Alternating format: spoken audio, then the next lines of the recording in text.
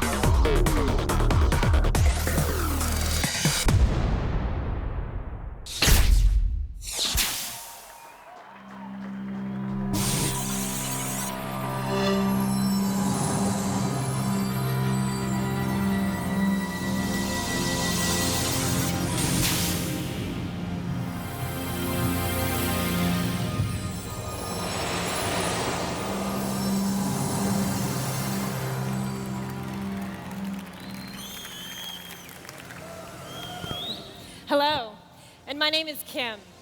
I'm here to start you on a journey into the future of entertainment. It's a future where I am always at the center of a world of experiences that include my games and my friends. It's a future where my games are always personalized to match my desires. A future where those games connect me to the people and experiences I care about most. That future starts right here, right now.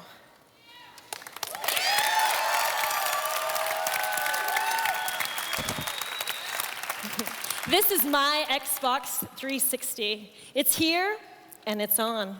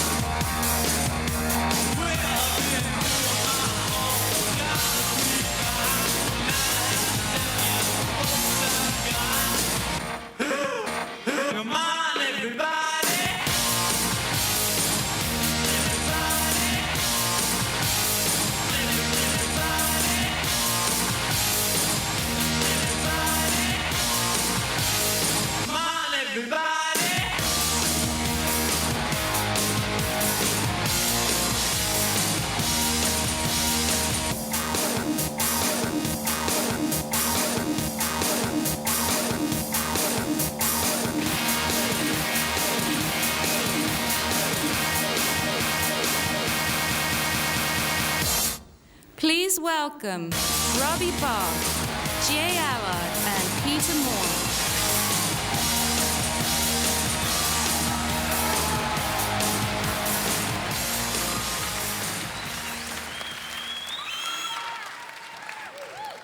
Welcome to the future of gaming. We're here tonight to offer new ways to experience games and entertainment, to redefine what it means to have fun.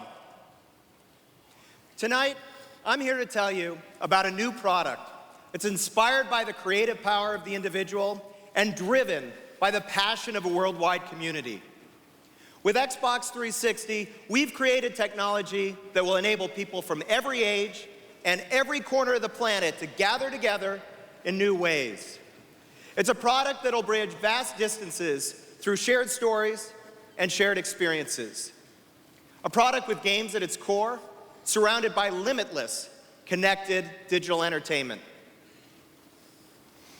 And tonight, I'm going to show you a world of games that are fueled by high-definition graphics and sound. A world powered by a new generation of video games, inspired by human creativity and driven by human energy.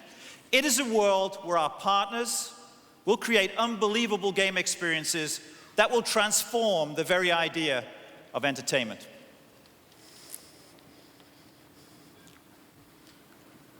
Tonight we stand at a watershed moment in the history of entertainment. We are here to celebrate the launch of the world's most powerful game platform, Xbox 360. Xbox 360 is an entertainment experience that revolves around you and will take us all in to the next generation. In the next generation, Xbox 360 will transform the way people play games and have fun. In the next generation, video games will become an essential component of global pop culture. In the next generation, this industry will reach an audience many times larger than we've ever dreamed of. Now, we've traveled a long way since we stood on stage 4 years ago at E3 to tell you about our plans for a new console called Xbox. Since then, we've gone from 0 customers to more than 20 million. From never having created a console game to unleashing Halo 2, which enjoyed the single largest day in entertainment history.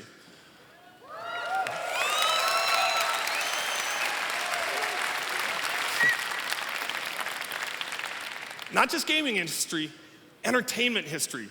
$125 million in one single day.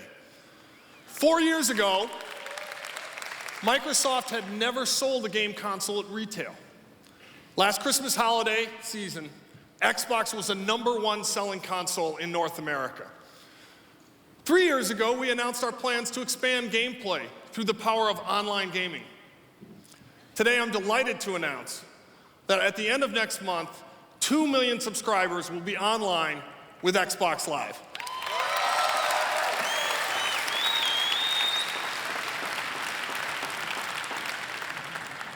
Great games, an unbelievable ecosystem of partners, the industry's leading online game service, expanding market share.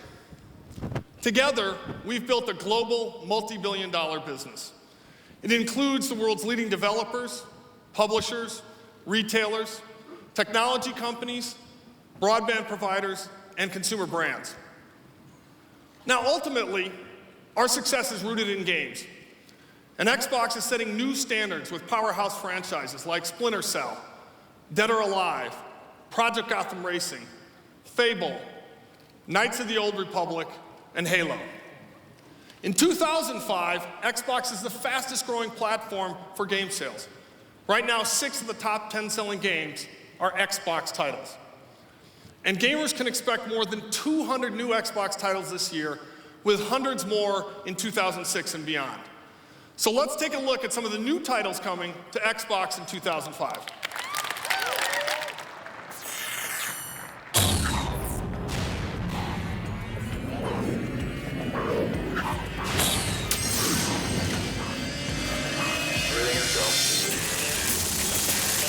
Dropped this back in Black Mesa.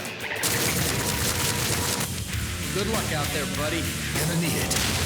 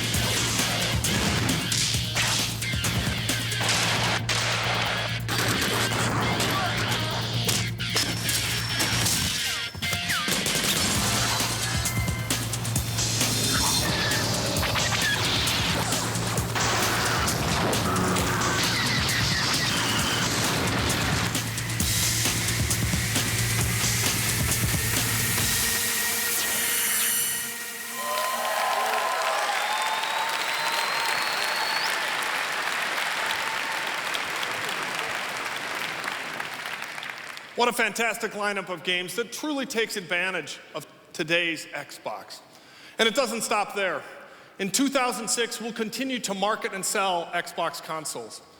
By 2006, we'll have doubled the number of games on Xbox Live, and together we'll continue to sell Xbox games by the billions. Now, many gamers have been asking us if they'll be able to play their favorite Xbox games on Xbox 360. Tonight, we are very pleased to announce that Xbox 360 will be backwards compatible with the top-selling Xbox games.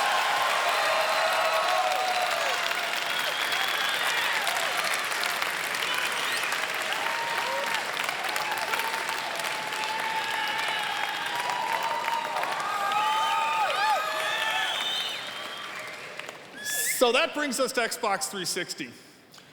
Our team has worked with passion and commitment to build the most powerful game platform in history.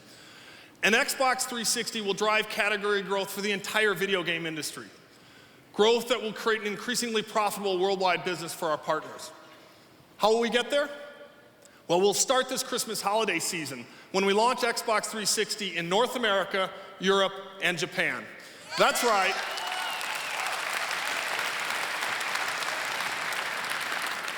Xbox 360 will hit the stores this year as we orchestrate the industry's first 3-region console launch.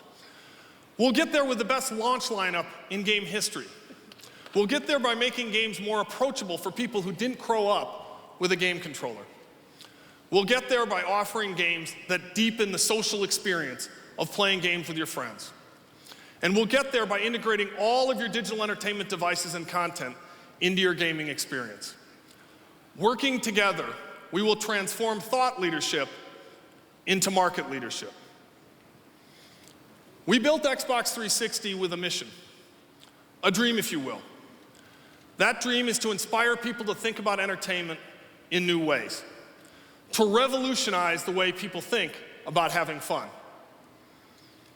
Now, at its core, Xbox 360 is a great game console. And Itagaki-san and Tecmo have always been at the forefront of delivering what a platform can deliver and what great games can achieve. Ladies and gentlemen, Dead or Alive 4, exclusively on Xbox 360.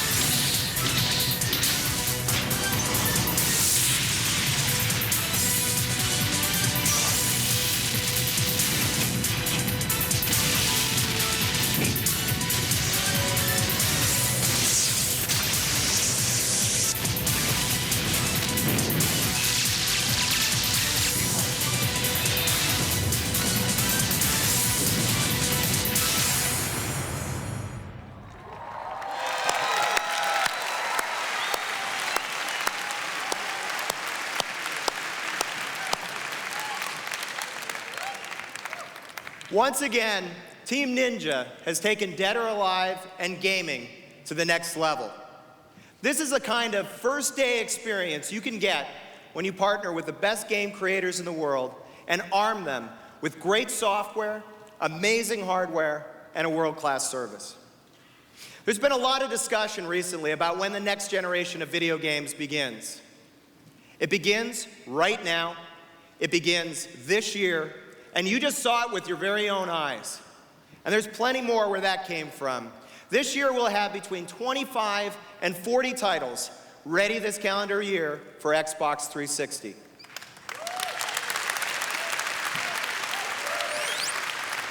We already have 160 titles in development, and the arrival of Xbox 360 signals a shift as important as any shift we've seen in the industry to date. 30 years ago, we saw the birth of this industry with the arrival of the first 2D games. Games that appealed to everyone. They found a very broad audience that numbered in the tens of millions. And we all remember those great ads from that era, where entire families surrounded the TV on the couch playing games together.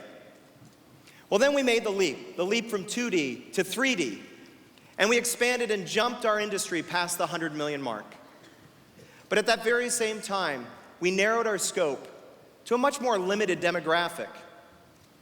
Today, we're poised to make the leap again, this time from 3D to the HD era. Now, of course, the HD era is about high-definition graphics and unbelievable sound. But the implications of the HD era are even more profound than that. It's about the ability to connect with your community and to personalize your experience. It's about unleashing the creative power of human energy. If we work together to create games and experiences that really deliver on the promise of the HD era, as an industry, we'll take games places they've never been before. In the HD era, we're going to reach 1 billion people with our medium.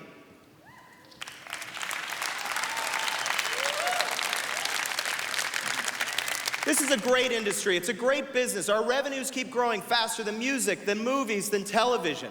We're at the cutting edge of technology and the leading edge of imagination. But we used to fill the living room with kids and adults, men and women. But today, we're relying mainly on one type of consumer. Now, don't get me wrong, we love that guy, the 18 to 34-year-old male. He's the backbone of the industry. And with guys like Dead or Alive 4, he's guaranteed to get the incredible gaming experience that he craves. But 360 is also the product that's going to push gaming back into the mainstream. The product that will fill that couch up with people from every demographic and from every market. How on the earth are we going to do that? Well, it takes a product with clear, compelling vision, a vision that living entertainment is powered by human energy. And Xbox 360 is that product. We believe that when you unlock the power of human energy, we're going to bring everybody back to the living room. At the same time, we're going to unlock the potential not only of the medium, but of the entire industry. Next generation, 1 billion people will play our games. And it's not just because they figured out the latest combo move or they figured out how to get past level 14, but because we've unlocked the secret to creating games and entertainment experiences that they can call their own. Games that provide entertainment experiences that appeal to everyone. We've been working for years to fulfill this vision. And the result is Xbox 360. It's the product I've always dreamed of creating. It's the product that will fill the living room back with people who can't wait to get their hands on the controller, to get into the game, to be part of the excitement, and to join us in the community. They want to bring their own creativity to the experience and pay off the true promise of our medium. The essence of our vision is reflected in the name, Xbox 360. It's the product that delivers experiences where the player is always at center stage. You can see the essence of the vision in the console itself. When we designed Xbox 360, we wanted to create a physical presence that would be truly international. We collaborated with 2 of the best and most innovative design firms in the entire world. HER's Experimental Design Laboratory in Osaka, Japan, and Astro Studios in San Francisco. What they created is a product that distilled our vision to the very essence. It's a simple and elegant design, a design that reflects our hopes for the medium through its brightness and its optimism. It's a product that will be worldwide in its sensibility, yet timeless in its appeal. When we started the console, but the unity of our vision extends to the entire family of products that will all look great in the living room, no matter where you put them. The family includes a wireless controller that finally untethers the gamer from the console. Even with batteries, it'll be lighter, smaller, and more comfortable than today's Xbox controllers.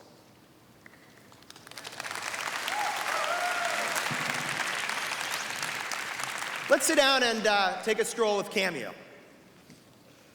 Now, the great thing about Xbox 360 is the experience.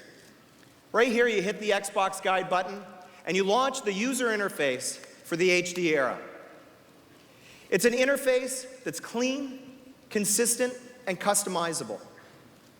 Another click, and you have instant access to your games, your friends, and all of your entertainment. Here's my gamer card. Today, everybody in Xbox Live has a friends list and a game tag. But this time, we're going to take it to the next level with new features like the gamer card. Think of your gamer card kind of like your online trading card. It includes your reputation, your gamer score, the zone you like to play in, and your motto. With zones, you're going to be able to match up with players whose style of play matches up with yours. So whether you're in the family zone or in the pro zone, you're guaranteed to match up with the right people all the time. We've also added a new concept called achievements. Now, these are sort of a record of everything you've accomplished across your entire library of games. Let's say you haven't figured out that final achievement in PGR3. Just ask a friend online. In the HD era, community and connection is critical. With Live, even if I'm offline, my friends can still find me and leave me messages in the integrated message center, either with text, voice, or video. And all of this connectivity is available whether you're playing a game, watching a movie, listening to music. At any point in time, your friends are just a click away. Let's say you played online with somebody that you'd like to reconnect with, but you forgot their gamer tag. Well, in the Xbox 360 universe, you can easily connect with any one of the last several hundred people you played with, because we'll track that list for you. With Xbox 360, Live is going to offer something for everybody. We're going to make it easier and more accessible than ever before to join the community. Because on Xbox 360, Xbox Live will offer a free level of service directly out of the box.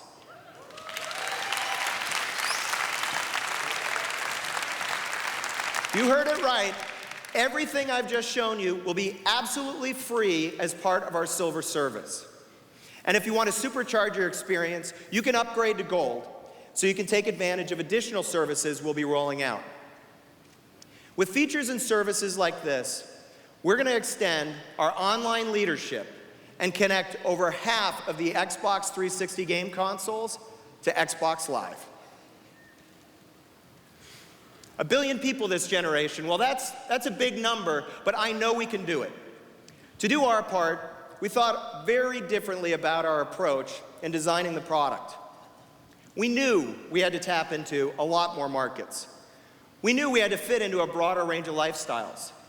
So what we did is we created a number of scenarios that informed our decisions and shaped our direction every step of the way. Out of the gate, we knew we had to create an amazing product that would blow the roof off gaming for our core audience. People like this guy, Stryker. He's our hardcore gamer, the lifeblood of the industry today. The guy that stands in line for 24 hours to get his hands on the next hot release first. He's a fast-twitch gamer who'll play for hours to master every level and every move before he mixes it up online with the best of the best. Well, last generation, we opened a whole new set of experiences in a universe for gamers like Stryker. Xbox Live is going to expand the boundaries even further by making it easier for folks like Stryker to find other competitive players with to battle online. And hardcore gamers are gonna love seeing the new features, like spectator mode and tournaments, really coming to life in Xbox 360. There's no doubt in my mind, Xbox 360 is gonna thrill the hardcore gamers that live and breathe video games. But that's not gonna get us to 1 billion. Not everyone is driven by the need to crush their opponent on the field of battle. So we've also built in experiences for the casual gamers and the non-gamers of our world. Let's talk about Velocity Girl. We all know someone like her. She might pick up a controller every once in a while over at a friend's house, but really, gaming's not a central part of her existence. It's an important question that we've struggled with in this industry for the last 20 years. How do we get the Velocity Girls of the world reconnected to our industry and back into the game? With Xbox 360, we have an answer. She's going to rejoin us because we're delivering a fresh set of services designed to nurture community and to broaden gameplay. To expand the market, we're going to deliver more casual game experiences on demand through the Xbox Live Arcade. Whether retro, puzzle, or just plain old time-killing games like Solitaire, we're going to have an amazing assortment of games available. So whether you want to stare down your brother on a Texas Hold'em match, or gang up with 3 buddies from college and play a little gauntlet, Live Arcade is just going to be a press away. We got something else in mind. We call it the Xbox Live Marketplace. The Marketplace is going to introduce gamers to the latest entertainment through trailers and demos. They're going to drive them to the store to pick up the latest titles. It's going to deepen the gamer engagement with games that they already play and already love, with episodic content. They'll see new maps, new levels, new weapons, new cars, and much, much more. But maybe most exciting, the Marketplace is going to be a way to get Velocity Girl re-engaged with our market and re-engaged with games. Because on the Marketplace, she's going to be an active member of the community of people that play games like Tony Hawk.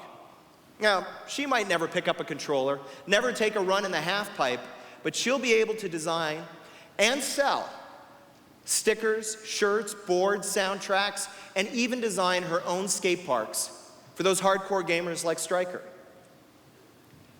We're also going to provide Velocity Girl with great experiences around the games. Experiences that extend the very idea of entertainment, like the ability to watch favorite bands perform on Xbox Live or even premiere a new song. We'll also transform the way that she communicates. Last generation, we led the way with voice chat over Xbox Live. This generation, we're going to break new ground again, this time with video chat that's going to let people see and hear each other at the same time, whether they're playing games, sharing music, or watching photos. Velocity Girl is going to love Xbox 360. But we're not stopping there. We got somebody else in mind. Here's Beat Builder. Beat Builder is our technology trendsetter, the one that has all the latest devices, lets the rest of the world know where the world is heading. What Beat Builder is telling us is that in the very near future, entertainment, it's all digital. And he wants to see it all on his high-def TV. Xbox 360 is perfect for Beat Builder because it works with everything. It's got games, it's got TV, it's got music, movies, digital photos, online music services. Xbox 360 is going to connect to a world of digital entertainment devices, including hundreds of mobile music players and digital cameras. Not just from our partners, but also from some of our competitors.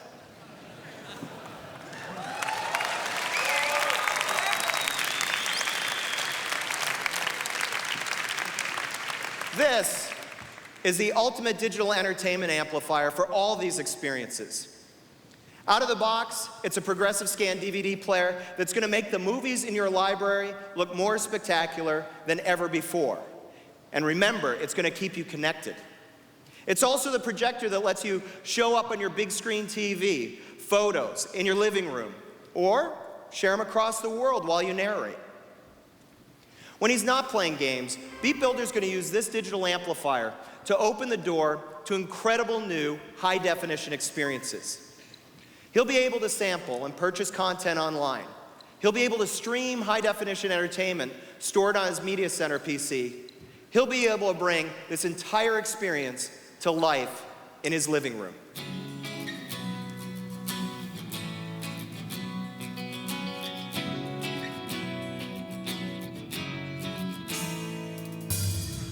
One more kiss could be the best thing. One more lie could be the worst. And all these thoughts are never resting.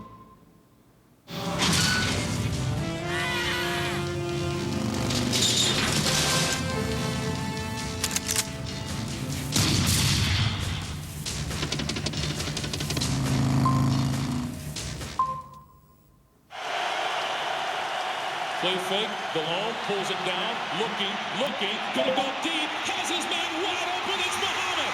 Muhammad to the 15, 10, 5, touchdown!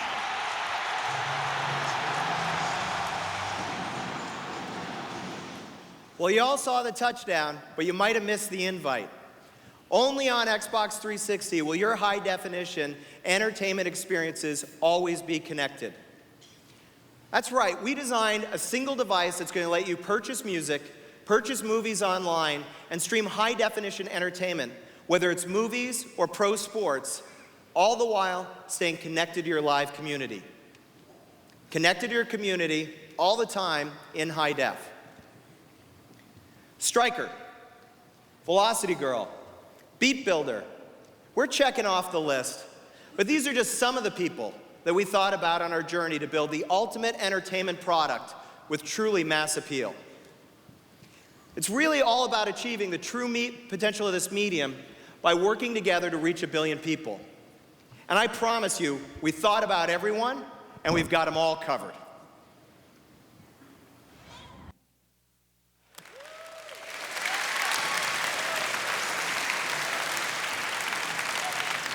All right, that's an interesting demographic too. Billionaire software moguls attempting to be funny. It's kind of a niche market, but I think we've pretty much got it sewn up. Oh, Bill's right, of course. Without amazing hardware and software, we've got unbelievable technology. And this unbelievable technology is going to light up the imagination of creators and knock the socks off of customers. But Steve was right too. There's a lot more to it than pure computing power. With XNA, we're going to satisfy the needs of game creators to make sure that they have the best in software and best in tools so that you get the best in games. We're also going to form new partnerships to really bring the true potential of the HD era home. And we're thinking about customers more broadly than ever before. So together, Steve and Bill are both right, because we've combined the hardware, the software, and a world-class service to create the most powerful games platform ever created. It's a platform that delivers power and elegance in perfect balance. It's a platform we've been refining for years. And it's a platform that no other company in this industry can even try to match.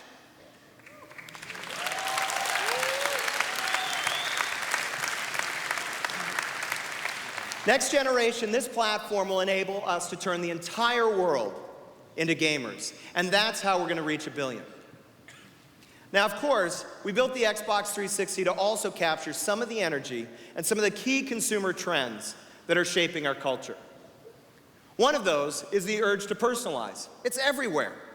And next generation, you'll be able to personalize just about everything in your Xbox 360 experience.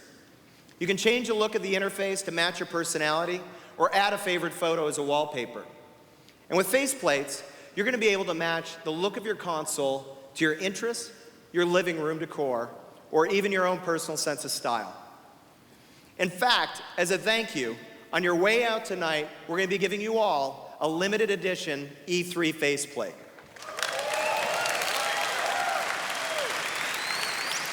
All right, calm down. It's not an HD TV, but it will be a collector's piece. Now, speaking of collector's pieces, I've made a one-of-a-kind faceplate for our next presenter. Please welcome me in introducing Mr. Peter Moore, the Bald and the Beautiful. You guys, you are so funny. Hey.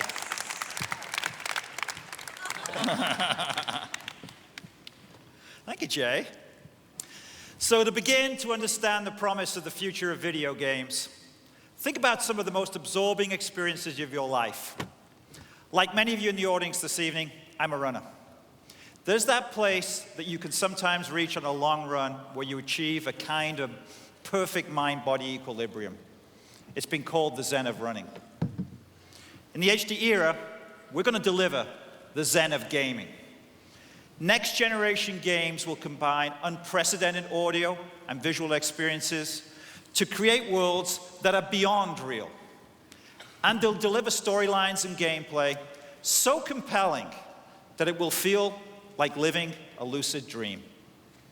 The result is a state where you achieve the perfect mind-body equilibrium as you forget your physical surroundings and you become completely immersed in the game itself. This controller becomes an extension of your body. It becomes the gateway to the Zen of gaming. So let's see what's possible when the most creative minds in the world of game development have access to the ideal canvas on which to express their vision. Let's begin by stepping inside the incredible world of Lost Odyssey, a new game under development from the legendary Hironobu Sakaguchi, the creator of the original Final Fantasy series.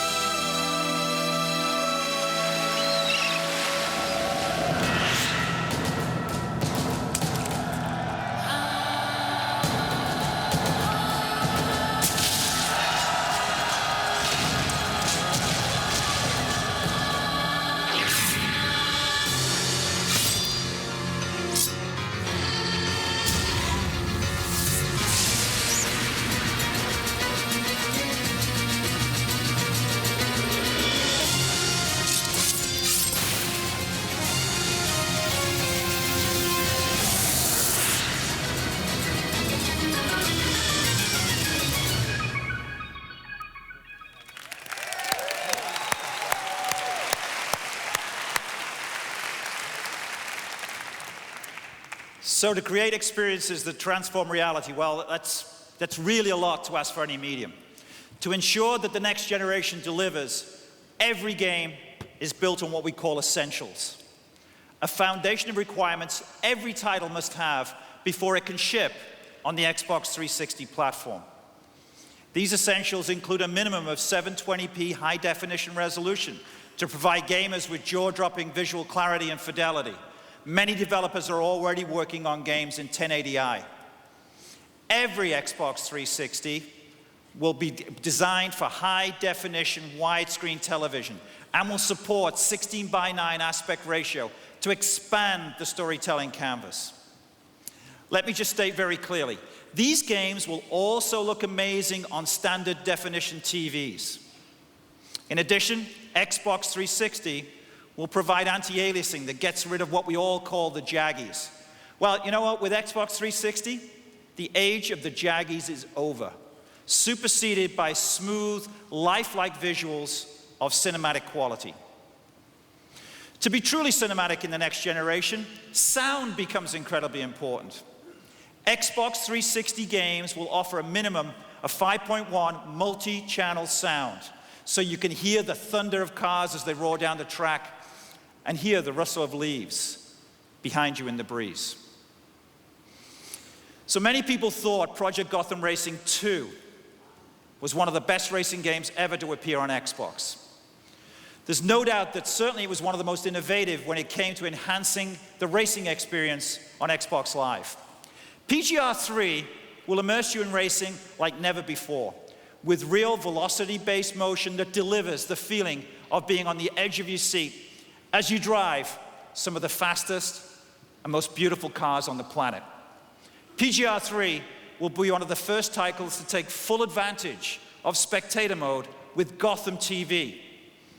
You can cheer your friends, you can scout your opponents, you can learn new tracks by seeing how more experienced players negotiate the corners. Ladies and gentlemen, start your engines.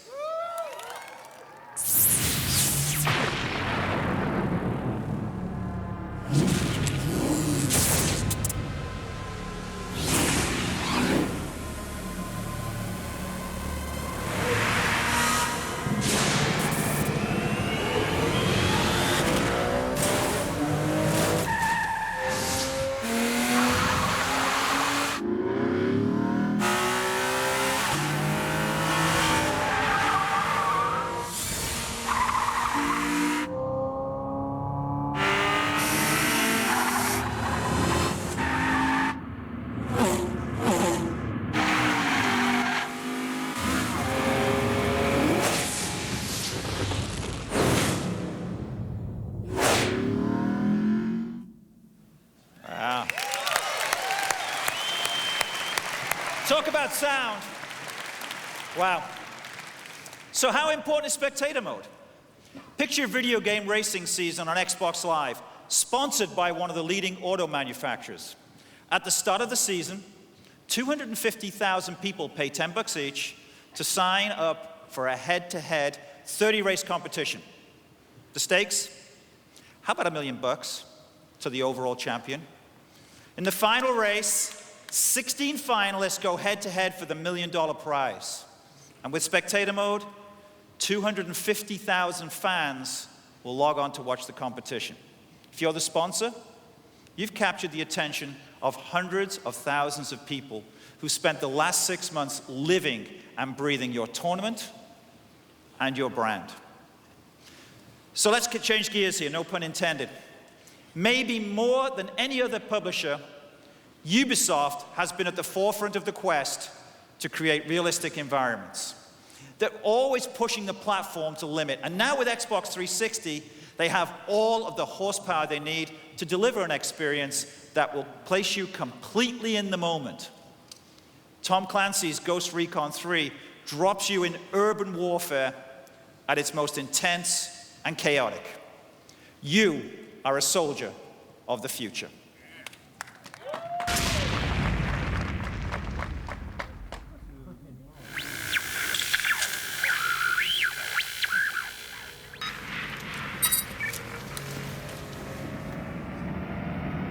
Command.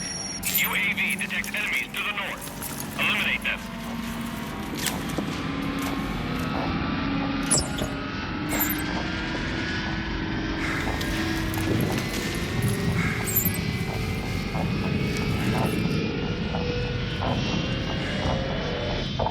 Hostiles approaching.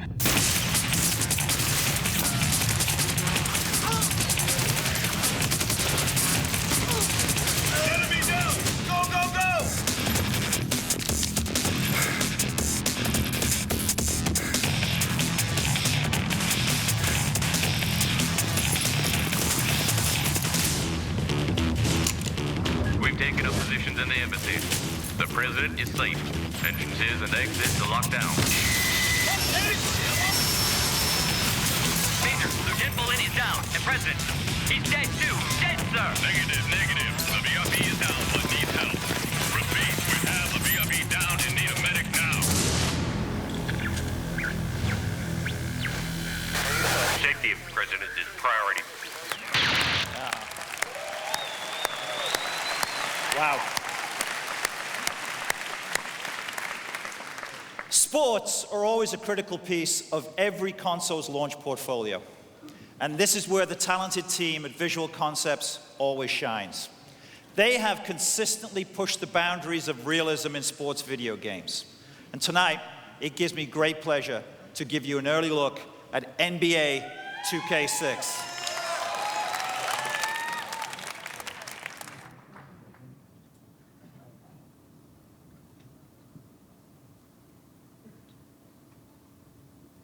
I'm ready for action. Packing provisions of visions verbally. Every word will be enhanced with the bass that puts you in a trance. Some dance, come take a chance. Dell won't do you wrong. I've been in the rap game too long to falter. I rock like your Walter. Make you feel to the rock like a altar.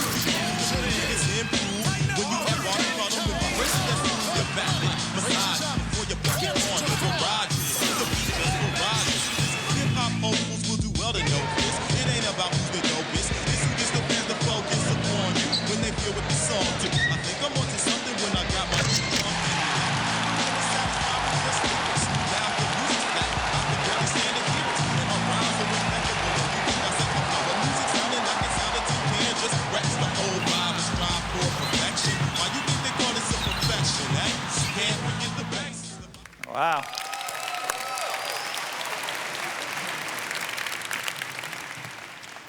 This past week on MTV, we shared with you a title that we're wonderfully excited about, and one of Rare's premier titles for the launch window, Perfect Dark Zero, a game that will redefine the multiplayer first-person shooter genre.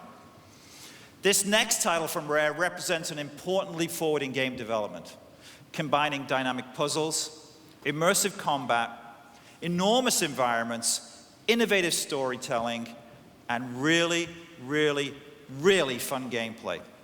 Let's look at a title that will feed the hardcore and have stronger appeal to the broader gaming audience. For every vision of light, there will be one of darkness.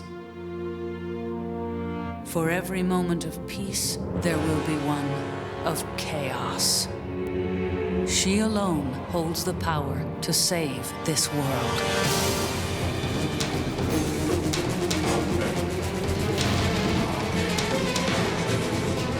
A legion of warriors hidden inside the body of one. Only you can unleash them.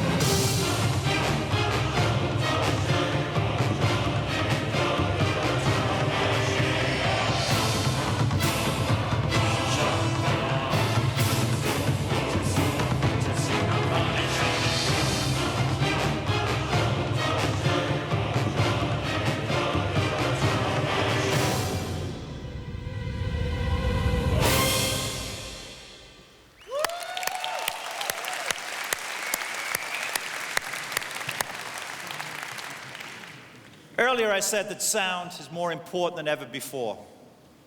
Infinity Ward and Activision take sound to new heights in Call of Duty 2, the sequel to the 2003 Game of the Year. Call of Duty 2 uses advanced artificial intelligence in its all-new Battle Chatter system to make games more immersive than ever before. And it surrounds you with battlefield sounds that are so real, you'll find yourself ducking for cover when incoming enemy fire whistles past your head. Let's take a look at Call of Duty 2, exclusively on Xbox 360.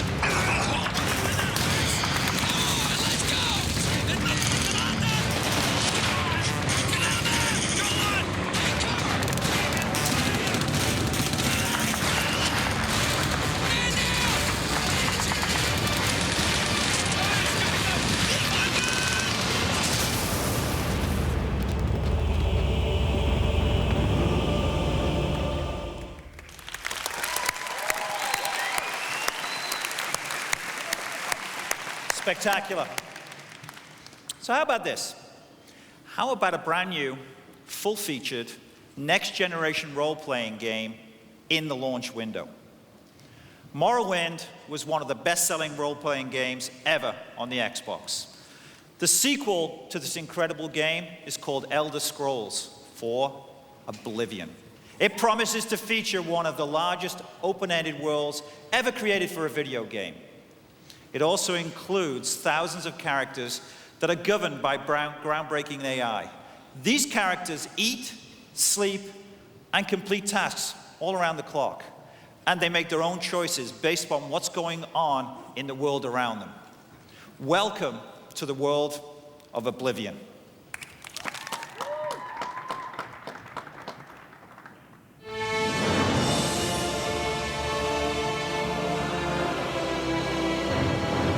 For 65 years, I have ruled this empire. Generals and kings have knelt at my command. But a darkness comes. The blood tide rises. These are the closing days of the Third Era. And the final hours of my life.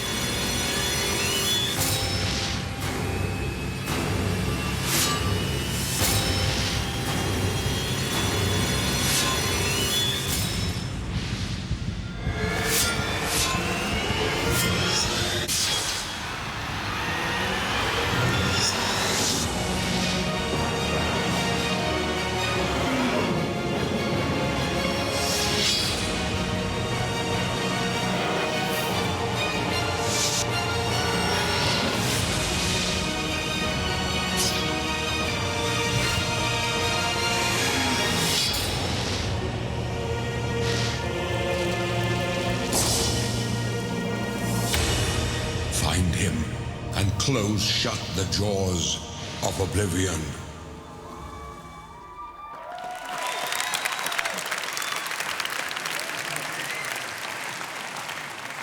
Let me guess the folks from Take-Two are somewhere over there.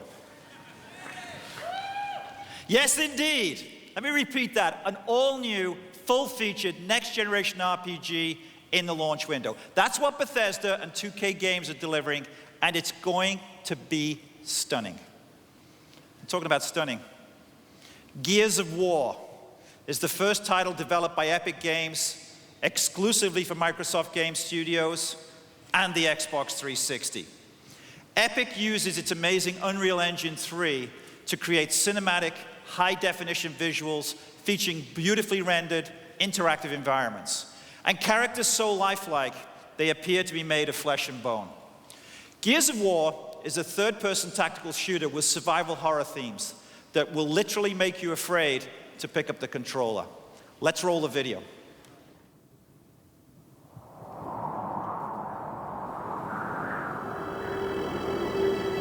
The humans of Thera built a glorious civilization. But humans were not destined to create.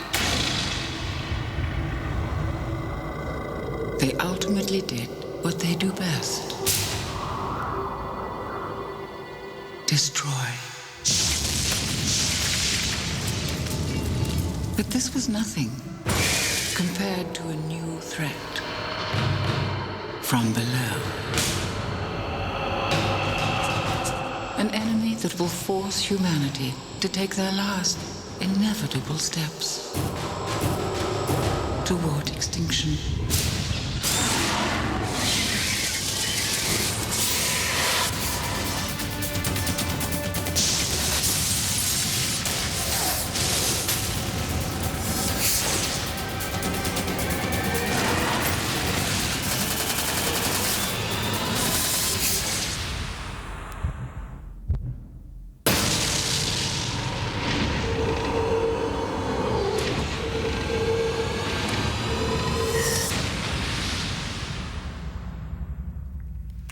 Wow. Wow. I can't wait for Emergence Day. So you've seen a lot of Xbox 360 games so far this evening. Additionally, we have many exclusives coming from powerhouse publishers and great partners such as THQ, Sega, Capcom, Namco, and Atari. But there's one publishing partner who hasn't been represented here on the stage this evening. They're responsible for some of the biggest franchises in the video game world. Franchises like Madden, NFL football. Madden fan. Need for Speed, and of course, FIFA. I am talking, of course, about Electronic Arts. And please welcome Don Mattrick, the president of EA Worldwide Studios. Don Mattrick.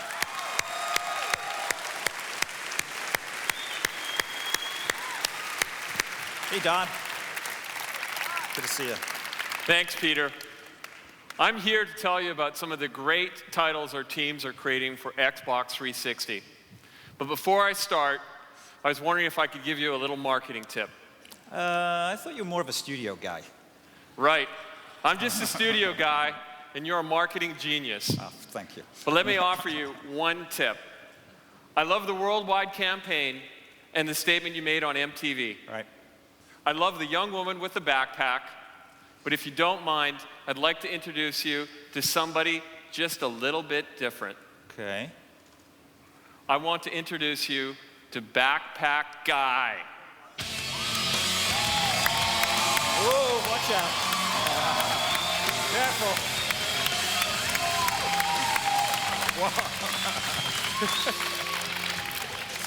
Okay. A lot more hair than Jay and I have got, let me tell you. So let me guess, your name's not Kim, right? Okay. No. Let me introduce you to Oakland Raider All-Pro Robert Gallery.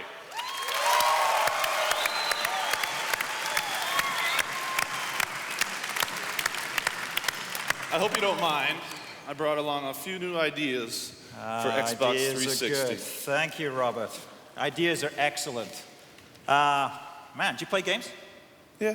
Would you own a console? I got the Xbox. What else? Okay. What's your favorite game? It's called Madden. Okay. 2 right answers.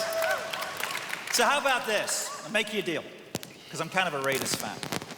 You get those Oakland Raiders back on that Super Bowl path, and the day that we launch Xbox 360, we will have a brand new Xbox 360 delivered to your house that morning. Tell you what, I'll hold up my end of the deal, and you better have that at my doorstep the day it comes out. That's it. Hey, Robert's great. I know you get back training camp. Thanks a lot, man. Take Robert Gallery.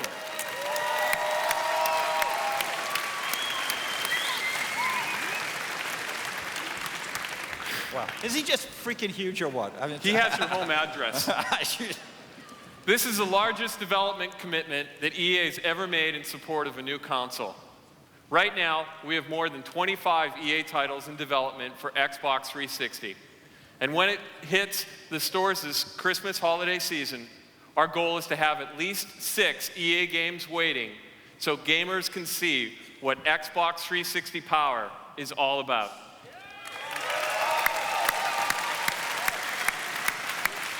I think the EA team's up there somewhere, I sense. The titles include Need for Speed Most Wanted, The Godfather, FIFA Soccer, NBA Live, Tiger Woods PGA Tour, and Madden NFL 06. Madden fans back here. Next, I want to show you some gameplay footage that reflects the breadth and depth of EA's support. We have a montage of imagery captured from 6 titles, followed by gameplay captured from Need for Speed Most Wanted.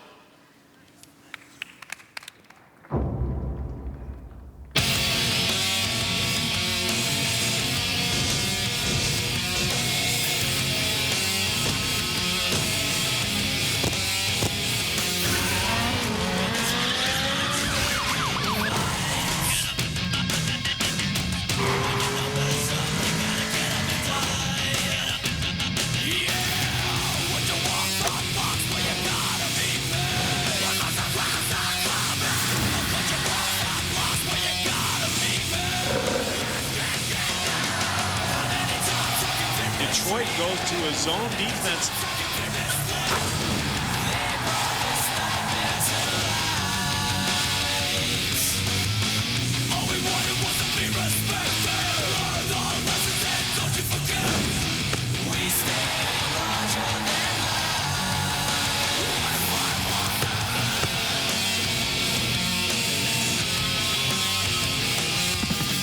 They've got a chance here to tie the game or maybe even win it.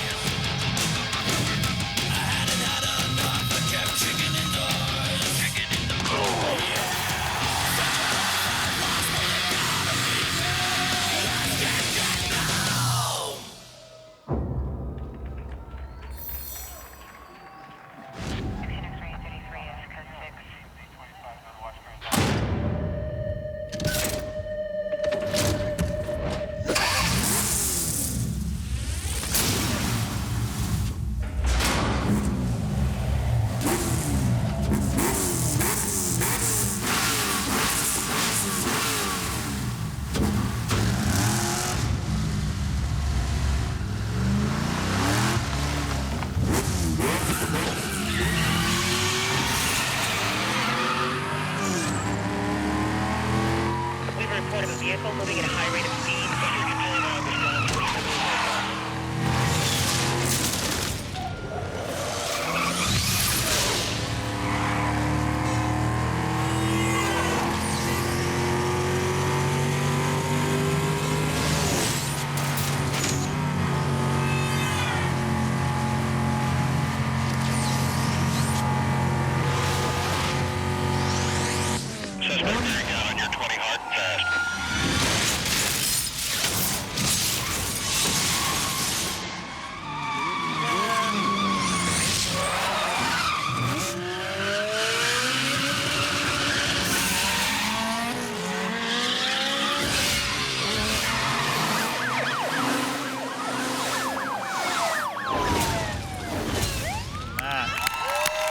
Excellent.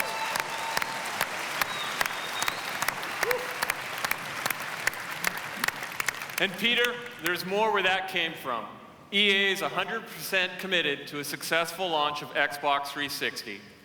We couldn't be happier with the support we're getting from Microsoft, and we couldn't be more excited about the possibilities as this relationship continues to grow. Great. Thanks, Don. That was absolutely stunning. Thank you very much. I appreciate your support. Thank you. Don Mattrick, everyone. Thank you.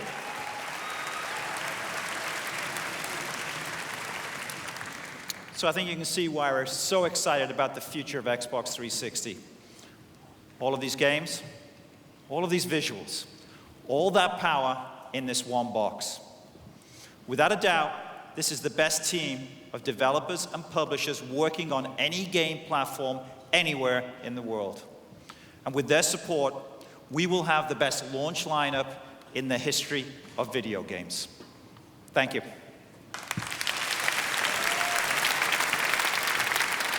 Good job.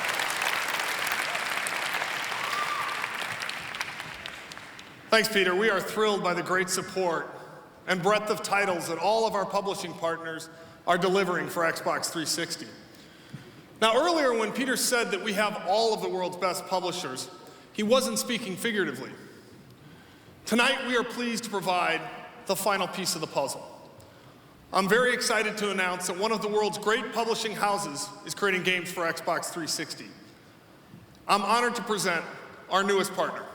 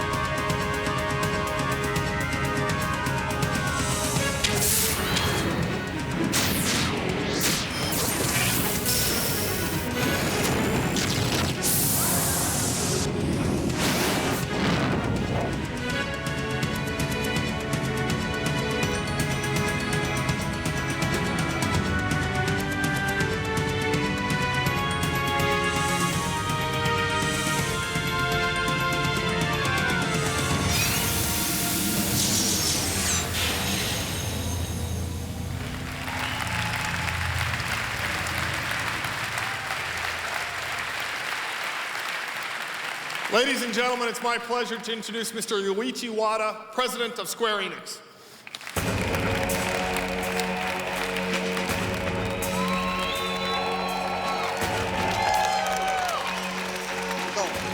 Good to see you. Thanks for being here. Thank you, Robbie. I'm honored to have this opportunity to speak with you tonight at E3, the largest video game event in the world. Square Enix and Microsoft share a vision for the future of gaming and entertainment. And together, we play a leading role in creating innovative technologies that will bring new levels of interactivity and self-expression to video games.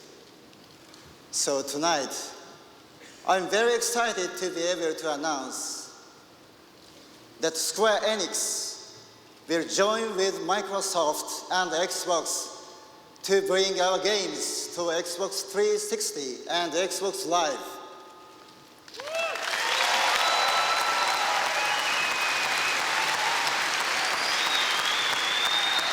We are deeply impressed by Xbox 360's outstanding features, such as HD graphics, network connectivity, and personalization. We are also impressed with Microsoft's deep insight into online gaming. So it is a great pleasure for us that the cross-platform concept of our Play Online will now be compatible with Xbox Live. Users of Xbox Live can now share with PC users the worlds we've created. This is something we've dreamed about in the past. I'm also delighted to announce tonight that we will bring Final Fantasy XI to Xbox 360.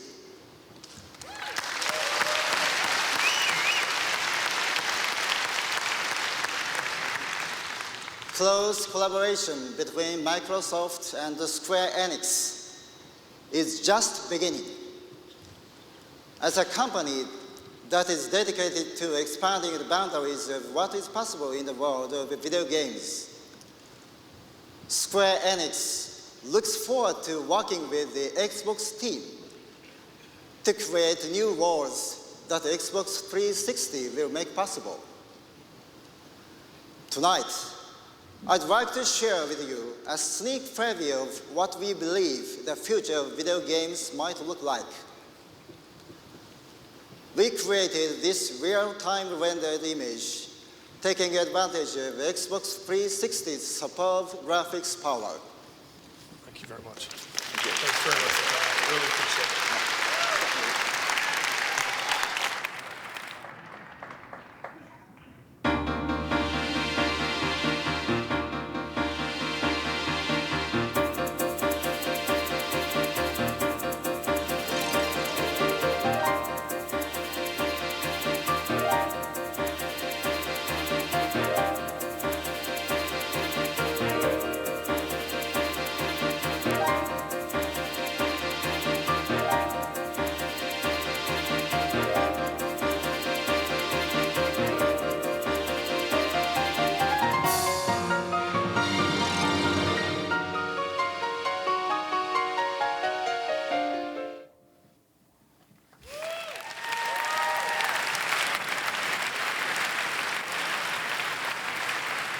Thank you again, Wada-san and Square Enix, for your support. We are looking forward to working together to help define the future of video games. So tonight we are here to herald the beginning of a new era in entertainment. With Xbox 360, we will create powerful partnerships that deliver innovation on a new scale. With Xbox 360, we'll work together to deliver games and experiences that are unprecedented in the history of entertainment. We built Xbox 360 to be the essential product for people who live and breathe video games, as well as for people who've never owned a video game console. With Xbox 360, we'll reach out to new markets across the world where digital entertainment is rapidly becoming an integral part of daily life. With Xbox 360, video games will become a true mainstream entertainment medium, a medium where bestsellers are measured not in the millions of units, but in the tens of millions of units. We have the passion. We have the platform. We have the product. We have the partners and the games. And we are inspired. Inspired by a vision that once would have been too audacious, too bold to consider. Our goal? To reach 1 billion consumers. We'll do that because Xbox 360 will be the most powerful platform in the next generation. A platform that combines great hardware, great software, and great services to deliver games and entertainment that will truly redefine what it means to have fun. Xbox 360 is here, and it's on. Thank you very much, and join me at the party.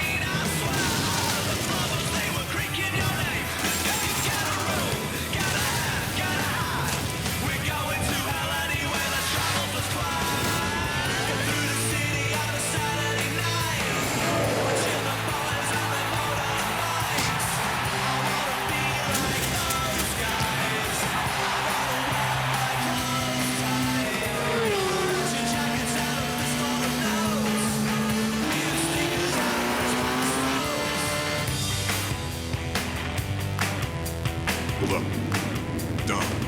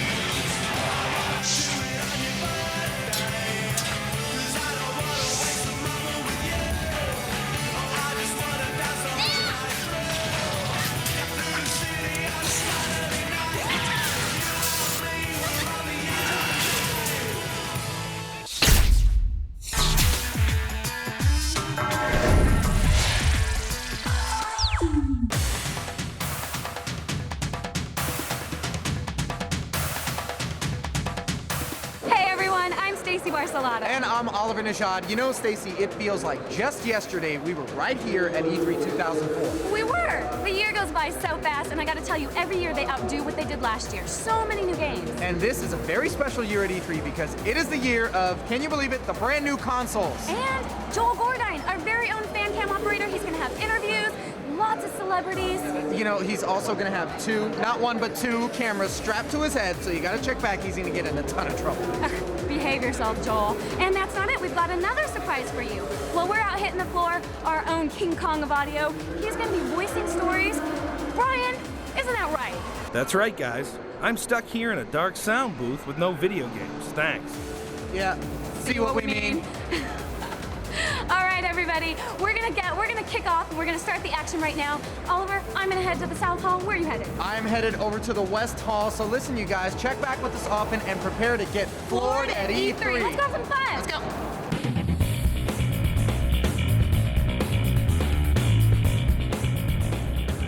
Yes, gamers, it's the booth you've all been waiting for.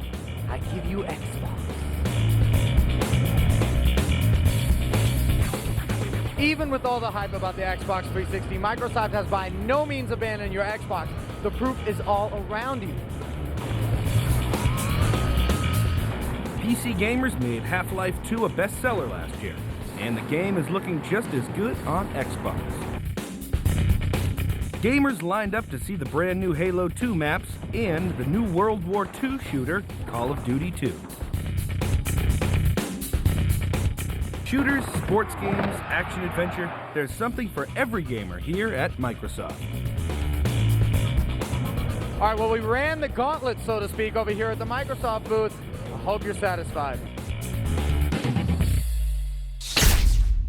I'm Peter Moore. Welcome to E3. I'm the Corporate Vice President of Worldwide Marketing and Publishing for Xbox. Welcome to the first day of E3. As you can see here, we're having a tremendous time with Xbox 360. The show just started today.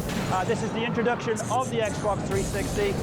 We've been obviously getting a lot of publicity since the MTV broadcast. Excited to finally be able to show the world the console and the wireless controllers and the great games here at E3. What's really cool about it, obviously, you've got a beautifully designed product.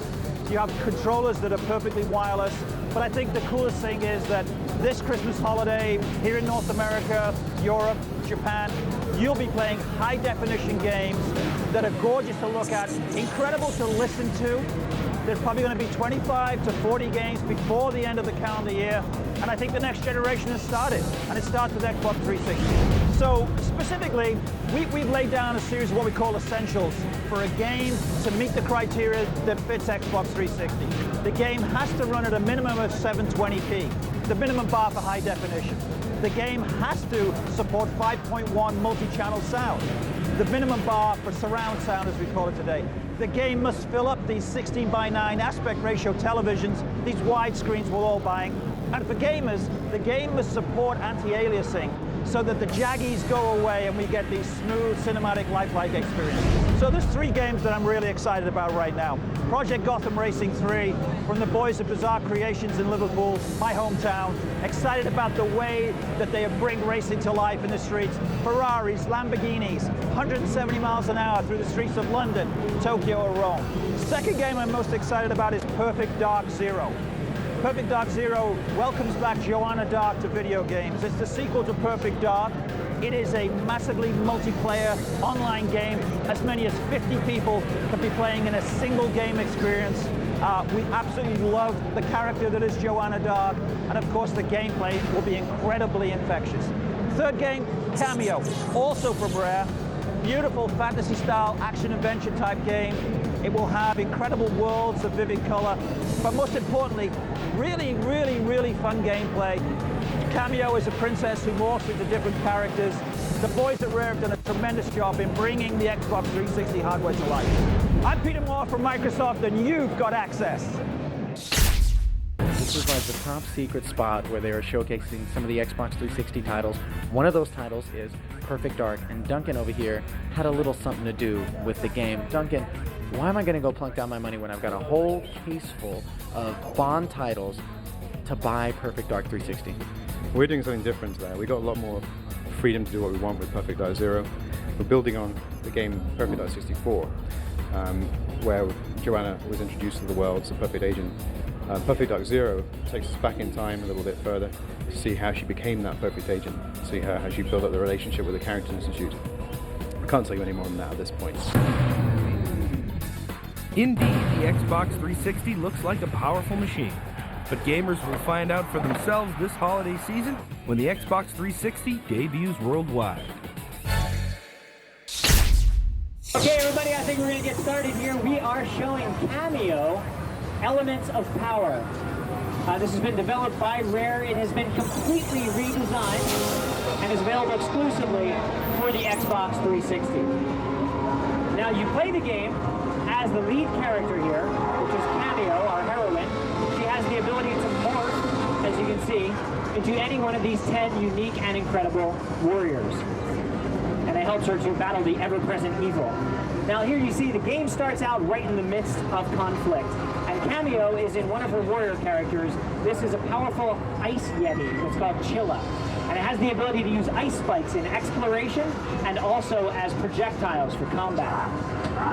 Now the goal of this game, and games in general for the Xbox 360, are to create believable worlds. And what that means for Kameo here is, of course, taking this world of fantasy and fighting with these unimaginable characters and these unique battle skills and really fleshing them out so that you can have this realism here with all of the animation and the art and, of course, the dialogue. Now, as you can see, the game is very rich in graphic detail, right? There is a lot going on here. In the background, you can see fireballs, and of course there are dragons even flying around you get to see. And when the lightning strikes, you can see it dramatically lights up the entire scene. Now the goal here, let me describe a couple of these other warrior characters. What we have here, this is actually Pummleweed. Pummleweed has multiple boxing attacks, and as you can see, also the ability to dive underground for uppercuts. And also as a means of exploration, can dive underground for exploration. This is another character. This is called Major Ruin. He's a rock armadillo. He has rolling skills, as you can see. So this makes for a very unique attack, and also a way of exploring the world simultaneously. Take a look at the character here. You can see inside the image of Kameo as the character walks around. And that's a great use of the graphics power in the Xbox 360. What it also does is it helps tie together all of these 10 warriors with the central figure in the game, which is Kameo. And as I said, there are 10 different warriors. Each one of these warriors looks, feels, and plays very differently. And this, of course, translates to a very unique gameplay mechanics. There are over 50 different skills for players to be able to grab and to master. And then, of course, they can use those skills they get those skills in an RPG-like fashion. I just love it when he uses them in a club. That makes me so happy. Now, one of the other goals for games of the Xbox 360 is, of course, to make it approachable to all audiences. So for Kameo here, whether or not you are a first-time gamer or whether or not you're a very experienced game player, there is a lot here to experience and to explore. I should say, too, the graphics engine will render beautifully on any TV set, and as you can see, it scales very beautifully up to high-end HD TV right here. This one's set at 720p. Now, there is a lot happening here. As you can see, there is the grass is actually swaying here with the breeze.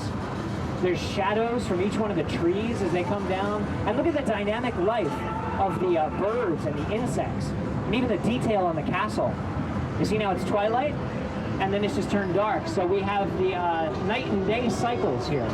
And all of this together helps to really immerse the player into the world of the game that we're playing. Now the game will provide you with challenges, and then of course it rewards you for using strategy to solve these challenges. This gate up here is a great example of that. This is a good way of showing you how accessible it is. It's training players to use the warriors. Kameo, of course, can't get through the gate, but one of her warriors has an ability that will allow her to get past the gate. And you can see that Kameo can morph into different warriors in real time using controller buttons that have been set for specific warriors for quick switches. And the game provides you with these challenges, then it rewards you for using the strategies here and the warrior's capabilities to be able to solve the problem. And especially if you can use them cooperatively. A good example of that, let's say you're playing this character here, Pumbleweed, and you come up out of the ground with an uppercut against one of your opponents. And then meanwhile, while the opponent's in midair, you morph into Chilla and you launch ice spikes at the helpless midair opponent. Okay? It's that kind of stuff. It's really fantastic. And of course, if you think that's cool, then think about playing the game cooperatively with a friend.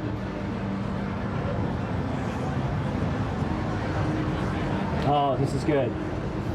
This scene really shows you the power of the graphics that we have here in the Xbox 360. Take a look behind you at all of the countless particles and effects that we have here.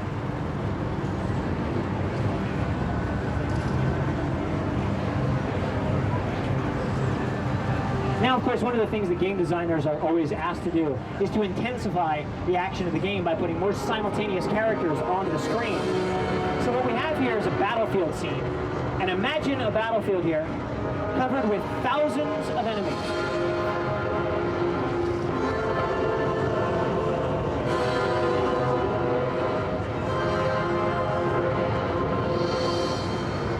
You can see, through the use of a technology that Rare calls the Artificial War Engine, what we have here is a battlefield covered with thousands of enemies, each with their own independent AI.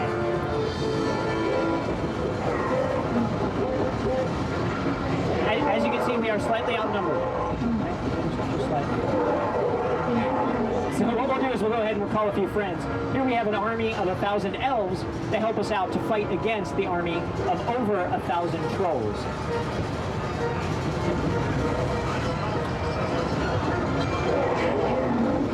And the battle commences.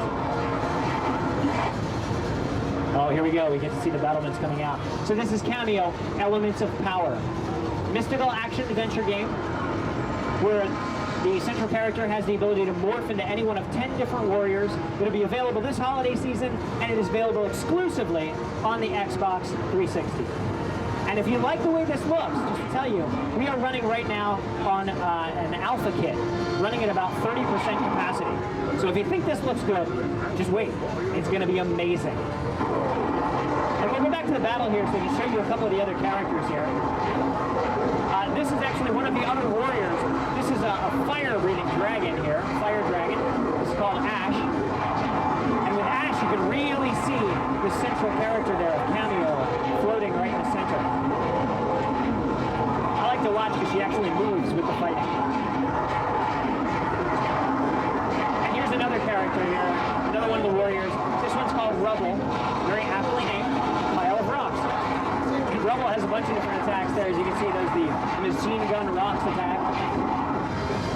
And then there's also the exploding rock attack, which I love. And of course, as the battle rages in the background.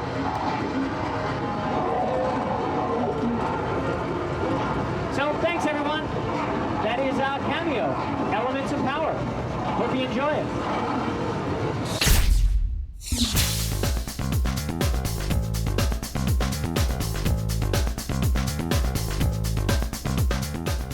Okay, let's kick off E3 with our first booth tour of Ubisoft. They're adding to their roster this year Tom Clancy's Ghost Recon 3, Prince of Persia, and Peter Jackson's King Kong. I'm here with Christian Allen, who's the lead multiplayer designer for Tom Clancy's Ghost Recon 3. What's new this year? Wow, on Ghost Recon 3, pretty much everything's new. Of course, the biggest thing is that we're going to be a launch title for Xbox 360. And you know what that translates to is a huge leap forward in graphics, effects, the visuals, the immersion that you're going to have in the game. The way you can manipulate your characters once you're within Ghost Recon 3 is going to just knock your socks off. We're calling it a revolutionary, cataclysmic shift in military gaming.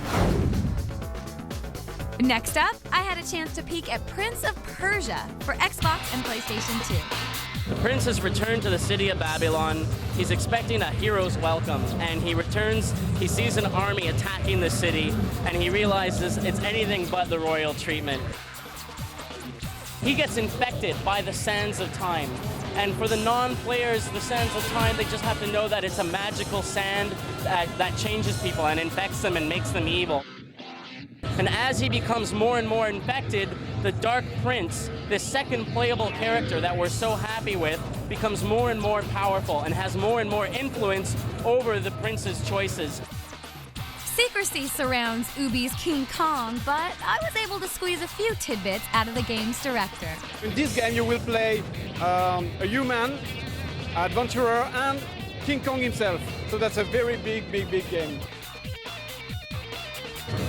And that's going to conclude your tour of the Ubisoft booth. We got you some sneak peeks though, and most of Ubisoft's titles, the new hot ones coming out, available the end of this year.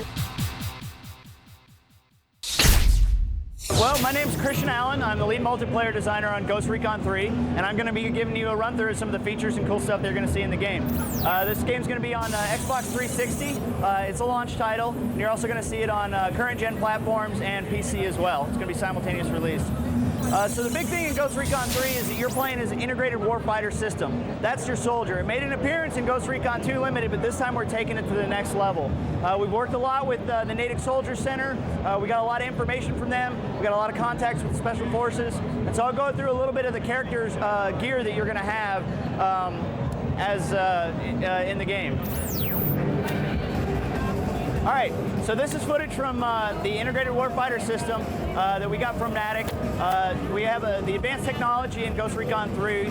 The different gear that you're going to wear is all modeled off the exact real-life stuff that's being made for the Future Force Warrior 2020 program. So the footage that you see here is developmental footage that the U.S. Army's made. We've been given access to a lot of their stuff, anything that's not classified pretty much that we've seen.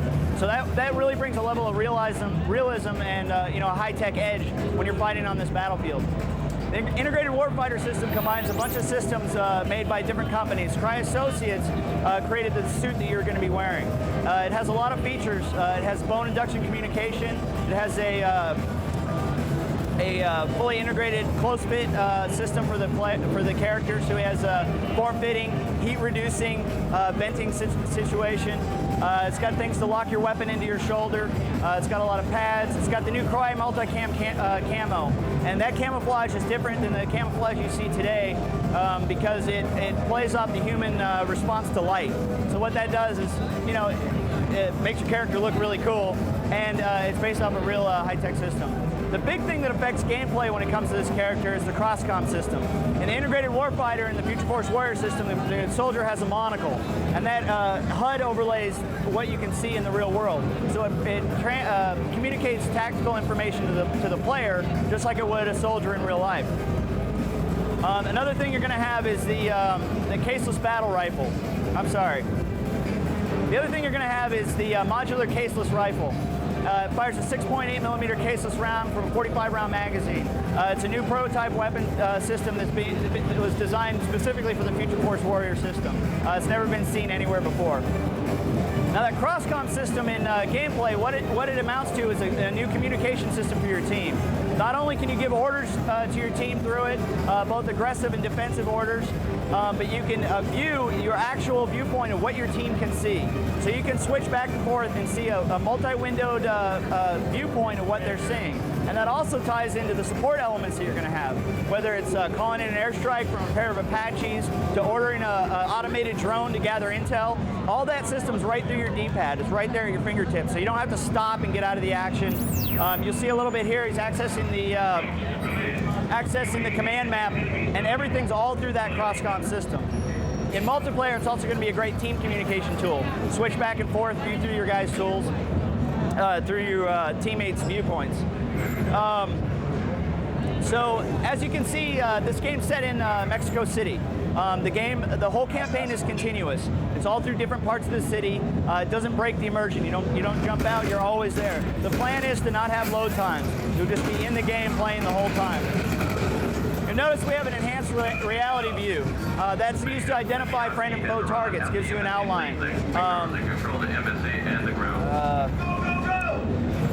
One of the other things we have is that we've added a third view. In Ghost Recon 2, you had over-the-shoulder, or you had a zoomed-in no-weapon view. Now you have over-the-shoulder, first-person weapon, and then the scope view.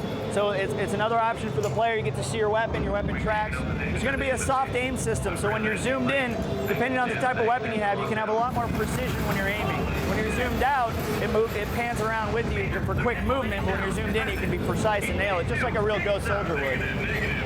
As you can see, the effects on Xbox 360 are just out of this world. We can have, there's so much stuff that we couldn't have on the Xbox. It's really great. We're pushing the level. There's a whole filter system that's going to be in the single-player campaign that changes the look, saturation, feel. You see it gets gritty as he's fighting. That's going to be implemented into the combat system to help enhance the emotion of the play. Here we have combat. You see the AI reacting to guys. You see the physics system.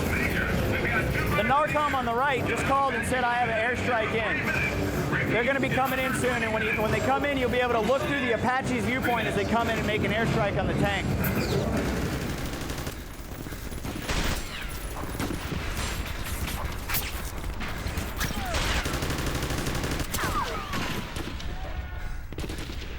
Hey, you hear that?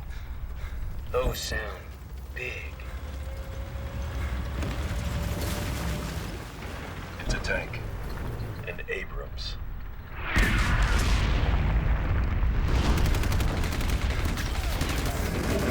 Okay, so here we have, I'm engaging a tank. My team's moving to cover. You can see my scoped in mode right here. I'm going to show up the sniper mode. Zoom in with my weapon. And you drop them. It's pretty tight. So now what's going to happen is the Apaches are coming in that they called in later. I'll be able to call in the airstrike. I selected the vehicle. They just called in, confirmed that they were the order, and you notice in the upper left, it switched to the POV of those Apaches. So you can see from the Apaches, now here they come.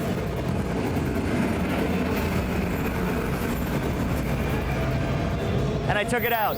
So that's the kind of thing you're going to be able to use in Ghost Recon 3. It's going to be a great single-player experience, an awesome multiplayer experience, holiday 2005.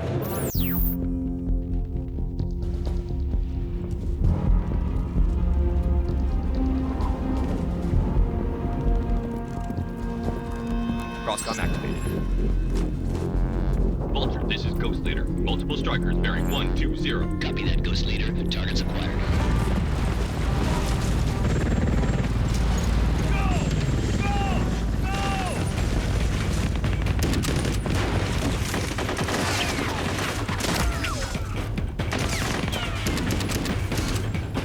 Vulture, Ghost Leader. Target is confirmed. Acknowledged, Ghost Leader. They're on their way.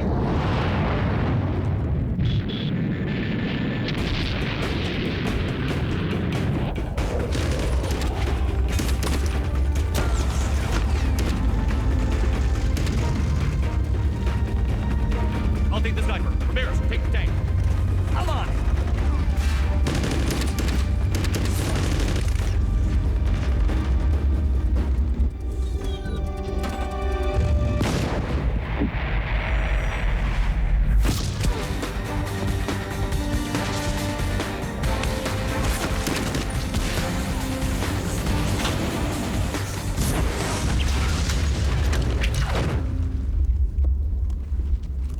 Form up on me. Let's keep moving.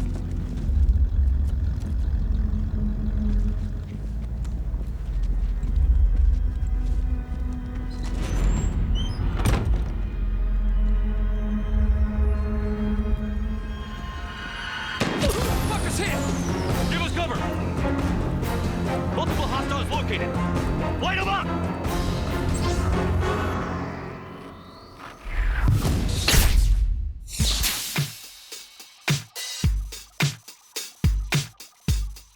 Ready for the ultimate experience in gaming in the round? Let me show you what experts in LA, New York, and London, 9 digital projectors powered by 9 hard drives. Take a look at what this can do.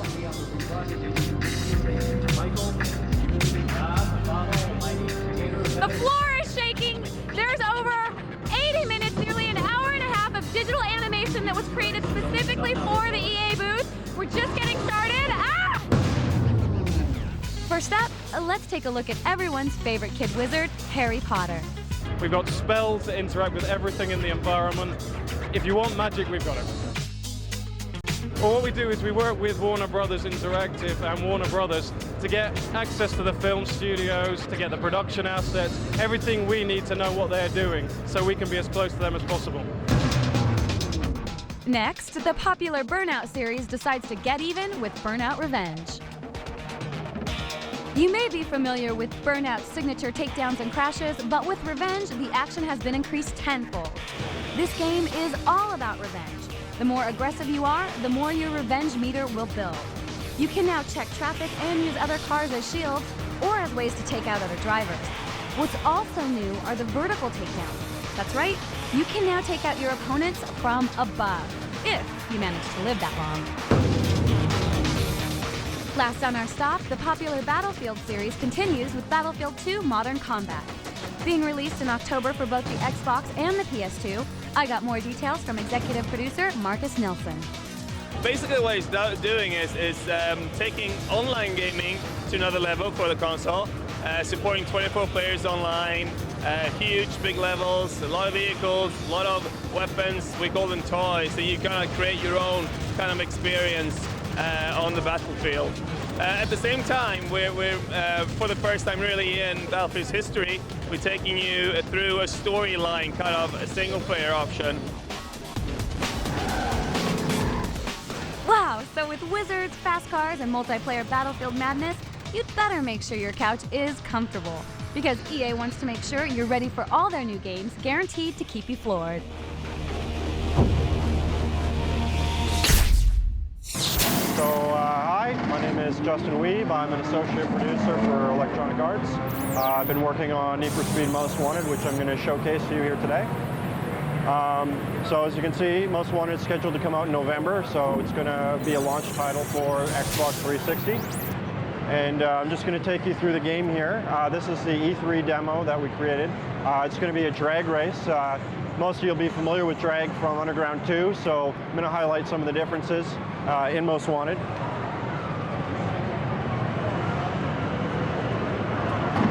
So to start off with, you'll immediately notice the level of detail in the car has increased exponentially. We laser model every car from the real-life counterpart, so we don't ever use models anymore. These things are basically 100% accurate to the real-life car. You can see the level of detail that's gone into these is pretty much amazing, right up to the bump maps on the tires. We've got a lot of detail in the fenders, reflections on the hoods and the windows. You can even see the paint flecks if you look closely. Then you go out in the environment and you immediately see the difference. We've got normal mapping on the streets. It's pretty much one of the first console games to have normal mapping. You can see the reflection of the sun in the roadways. You can see the cracks are actually detailed and going into the cement. The leaves scattered on the sidelines and floating through the air. Also show just the level of draw distance that we can do now, so you can see all the way across the city. All of the sound effects from the cars, again, this year are going to be from the actual car itself, where we take it into a shop. We record every sound, from the sound it makes when it shifts to the RPMs when it's revving out or when it's driving normally. So I'm just about to start here. We're going to do a race. It's a drag race, and you'll notice immediately the tuning level of the traffic. It's a little more intense than most people are used to. So the goal is obviously to get a perfect shift as you're going through. Time your nitrous bursts. And as you can see, we've got trucks added to the screen now. We've also got a new mechanic called Race Breaker. This basically slows down time and allows you to avoid obstacles. And then we've got a small layer of fog patches as you blow through them. You can definitely see the level of detail as they're coming right at you. And then as I'm coming out of the tunnel here, you'll see a huge contrast shift as you get kind of blinded when you come outside. And then you come up to the roadblock, which is actually the big focus point of this game, is on cops this year. So about 70% of the game is going to take place in the open world, where the cops are actually going to be actively chasing you as you're racing around. They're going to be deploying Hollywood-style tactics, and the idea is you have to use counter tactics to get out of each of the formations they're going to use. So as you're racing around, you're building up heat on your car. The cops are then going to be attracted to that car, so then you can go and customize your car, change up bumpers, spoilers, paints, vinyls, and then lower the heat on the car because they won't recognize it anymore. So we're really taking the customization from Underground 2 and giving it a new purpose in the game. So thank you very much. Have fun.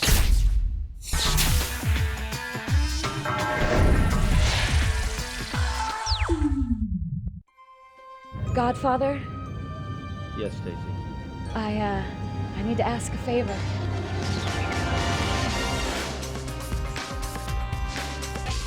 All right, I'm here with David DeMartini, who is Vice President and Executive Producer of The Godfather. Tell us about this amazing game. Isn't this incredible? The game is coming along fantastic. We've got a really innovative control system. We've got a great living world that we're creating, and most importantly, we're dealing with this great property. How long has it been in development? We've been working on this thing for a couple of years, and it's really coming together. We're going to be shipping in the fall, and the excitement is amazing. You're going to be able to create your own character. You're going to become the star within this Godfather space, and then by virtue of the things you do in the world and how you do it, you're going to earn respect, you're going to gain money for the family, you're going to gain territory for the family, and then ultimately you'll work your way up through the family ranks until you become the Godfather. We have a very innovative control system called the Black Hand control system, and there's 3 dimensions to it. The first dimension is a context-sensitive analog fighting system, so very much like a boxing or a wrestling game. The second dimension is the pressure point targeting system, so you've got various pressure points on the body to shoot at the shoulders, to shoot at the arms, to shoot at the knees. You want to be as violent as you need to be in any given situation without being any more violent than you had to be. When you do that, that's when you're going to maximize the respect that you get in any situation. And then the third dimension is kind of a face-to-face system where you have the opportunity to extort, negotiate, and do those things that mobsters do. Make sure the message is final. So are you a friend of ours?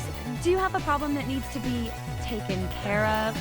If so, then be sure you become a member of the Corleone family and pay your respects to the Godfather. One more thing, my friend.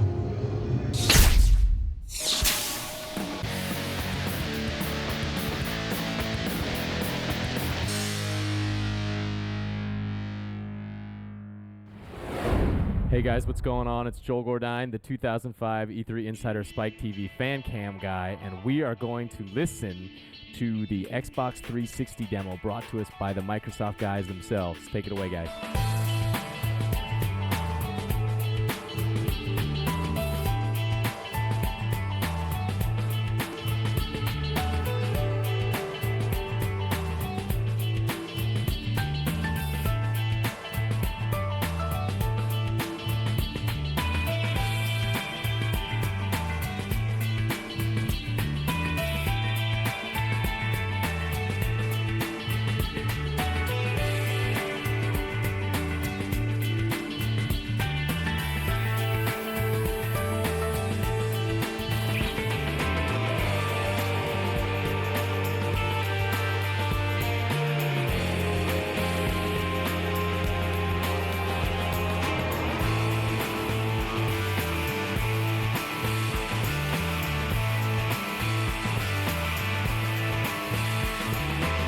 Incredible tour of the Xbox 360. Hello, I'm Chris Reinhardt, project lead on Prey. Prey is the story of you play a young Native American named Tommy, and you're stuck on this reservation. You're kind of in a dead-end job. You're not really interested in where your life is going and what you're doing, and you just want to get off the reservation. And then one day, aliens attack, invade, and abduct you, your grandfather, and your girlfriend, as well as a whole bunch of other people on the reservation. And then most of the game takes place on this ship that's just outside of Earth's orbit. And it's basically just the whole story is the story of Tommy wanting to get off the ship and wanting to get back. And he's really not interested in destroying the ship or stopping these aliens. He just wants to get back to Earth with his girlfriend. And so it's kind of the story about what if Earth's savior doesn't want the job. He just wants to get home. The game is powered based upon the Doom 3 engine. We've made a lot of modifications to it, as you can see. It's very cool. It'll be out. Well, it's a 3D Realms game, so it's done when it's done. But definitely pick it up when it comes out. Well, I'm Tony Hawk. I'm here at E3 2005, and we are unveiling, well, we're doing a pre-show of the Tony Hawk's American Wasteland, so you're getting a sneak preview right here over my shoulder, actually. You're one of the few It's basically, for us, it was a challenge because it's all one big level. It's all Los Angeles, so you can skate from the coast to East LA and Beverly Hills, and yeah, that way there's no wait times, in loading different areas. And we're on Xbox Live finally, and this story is much more based in authentic skating in terms of there's like some superstars of the 70s, and there's all kinds of new skating in it. This is more about you're being the star, and so you're still the star of the game, and I don't want to say it's a role-playing game, but you're taken through this journey, and you have to meet the challenges to get to the next sections, and there's sort of I can't give too much away, but basically there's a sort of Valhalla that you're trying to create or uncover. We got the new layback and burts, where you put your hand down, you can combo in and out of those, and so I think that was one of the few missing pieces that we ever had was, this whole 70s sort of surfy style. Hey, I'm Tony Hawk, and you've got Access. I'm Mike Vine, and I'm programmer for Rare, and I'm here to show you Conker today. Conker is a big game. What we've got a port of the original N64 game with jazzed up graphics, new effects, fixed camera system controls, a really great single player game. And we've also got you this, which I'm showing you here now, which is our new multiplayer game. At the moment I'm here playing Bots, which is basically against computer controlled AI opponents. Normally you can play online, you can play on live, you can play on System Link, or you can play a campaign against the bots. Now this here is a bot game on a level called Spamono, and it's a kind of a basic capture the flag game, just really small, really hectic, just a lot of carnage going on basically. They've got the 6 classes, all with their different abilities. There's Sharpshooter who's got a sniper rifle, there's the Sky Jockey who's got pretty basic shooting, but he's got a Thopter, we've got a Demolisher with a tank, we've got the general purpose Grunt who's got a Jeep, and we've got a Flamer guy who's got his own flaming vehicle. And now I'm going to show you a couple of the vehicles we've got in our game. Here we've chosen the Sky Jockey, and the Sky Jockey has got a choice of 2 different vehicles. He's got a Thopter, which is a single player helicopter with missiles, rockets, quite a good guy. He's also got a secondary vehicle, which is a bomber. And basically what you can do, you can fly around, you can pick up guys, they can kind of go on a trip with you, you can drop them off near the flag, you can drop bombs on people. People get into secondary seat and fire a machine gun at everyone, so it's kind of a really hard all-purpose vehicle. What we're showing you now, which is a Thopter, which basically you fly around, you've got missiles, you've got rockets, you've got homing missiles, you've got machine guns in it, and also at any point in trouble you can jump out, parachute down, go any part of the level. It's a really useful vehicle. Okay, now we're showing the future part, and in the future war we've got tanks and quad bikes and hovering helicopters and bomber ships, and it's kind of great.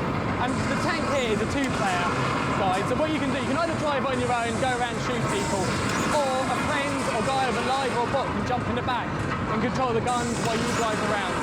It's all-purpose vehicle, it's great, it's hard. This is Conker, it's a great live game, we've got bots, it's coming out on June the 21st, I'm Mike Vine, thanks. I hate Adam Sessler. I'd rather suck on a urinal puck than play this game. Why does he get to play video games and review video games on our show about video games?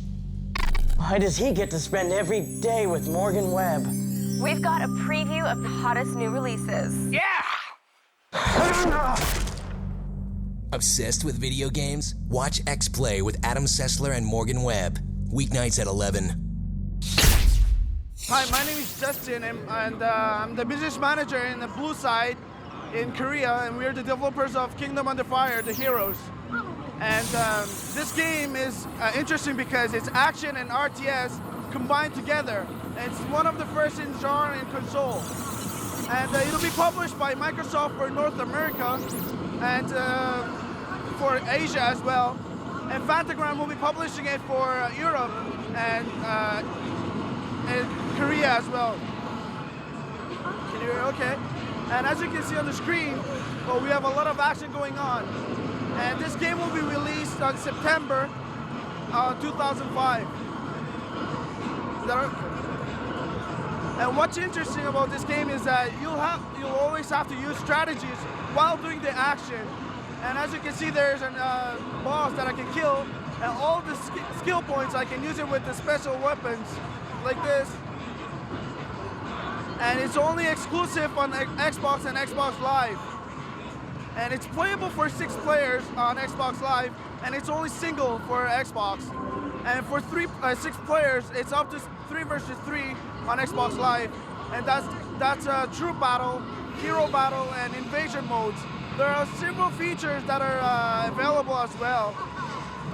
And there's about 50 campaigns and over for the whole campaigns, and it takes about 50 hours approx to finish the campaigns.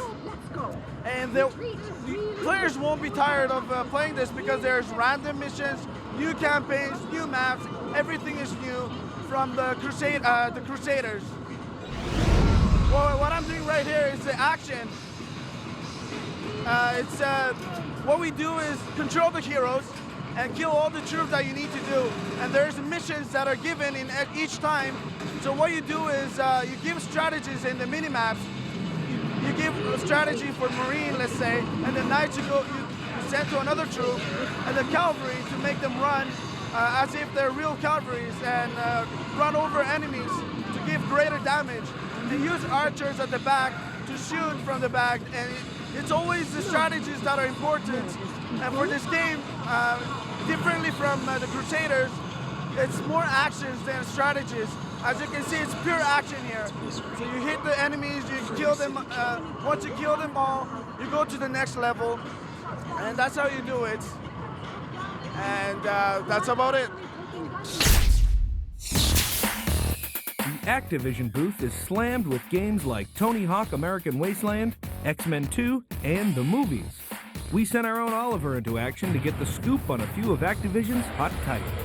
Tan Hood, I'm here with my boy Rob Alvey. He is a senior producer on Call of Duty 2 Big Red 1, not to be confused with Call of Duty 2, correct? That is correct. Call of Duty 2 Big Red 1 is a completely new game, totally original for the current generation consoles, PS2, Xbox, and Nintendo GameCube. For the first time in any Call of Duty game, we're going to be following the same player character and his squad all the way through from beginning to end. So we take the title Big Red 1, comes from the U.S. 1st Infantry Division. These are the guys, when they sent the troops into war, they got there first. It wasn't a pleasant job. Somebody's got to do it, and they go through great historic battles through North Africa, Italy, all of Western Europe. All right, typically you guys would have had to stand in this kind of line to get this kind of look at Quake. I'm here with Todd, the CEO of id Software, so let's take a sneak peek. We've all heard about Quake 4, we've all seen a little bit of Quake 4. What can we expect? If you're familiar with Quake 2, it's a continuation of the Quake 2 storyline, except for, way over the top with graphics. We're using an augmented version of the Doom 3 engine, and even in the middle of the game, you actually turn part into one of the aliens.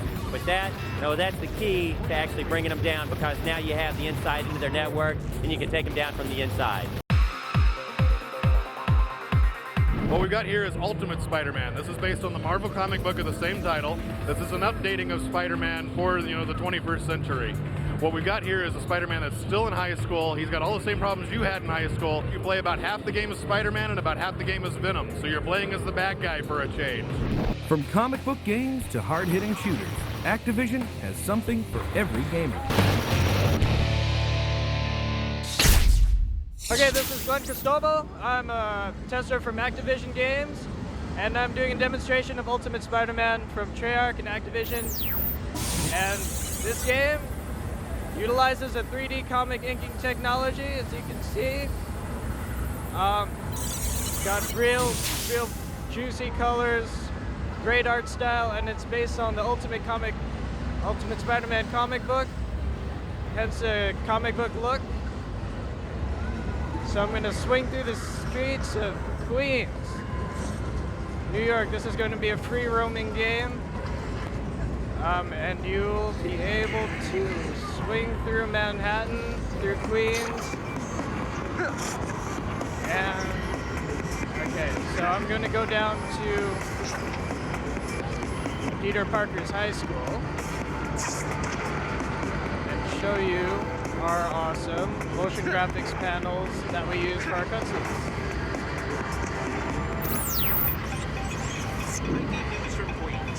creature described by eyewitnesses as looking... Okay, so this is based on the Ultimate Spider-Man comic book, so it's an updated version of Spider-Man where Peter Parker is a web designer for the Daily Bugle, and it's been updated for a modern day audience.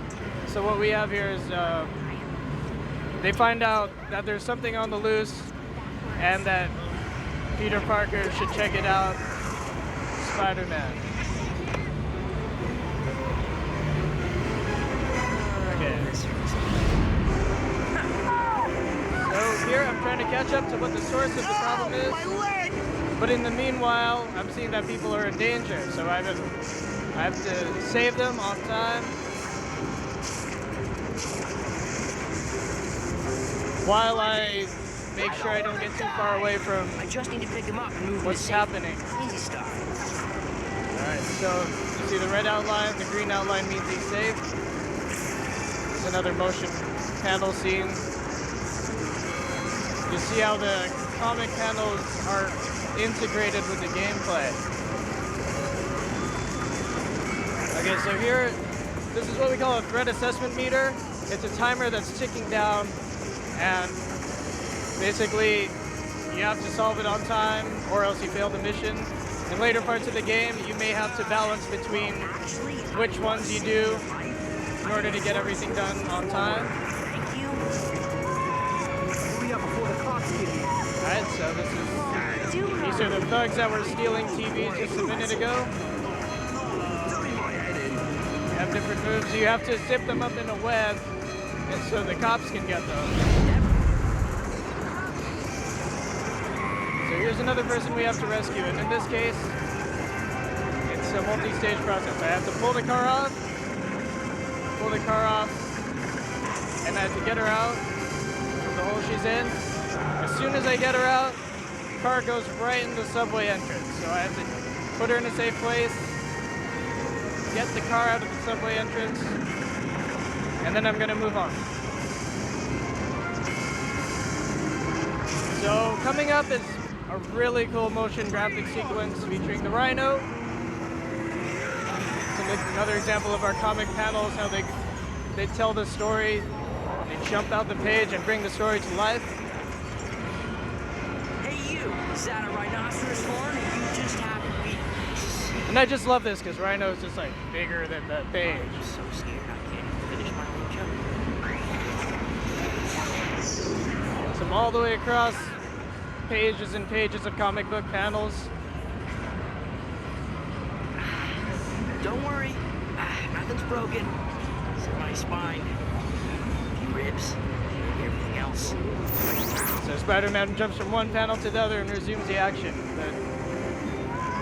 And this goes on. Eventually he hits a bot.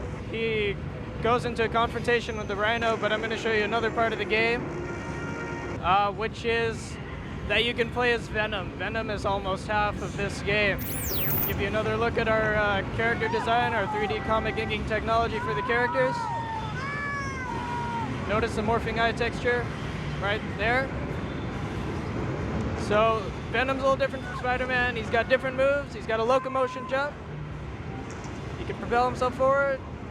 And he's just generally a bad guy.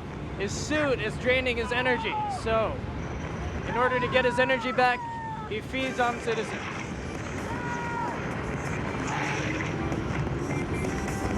He can generally wreak havoc,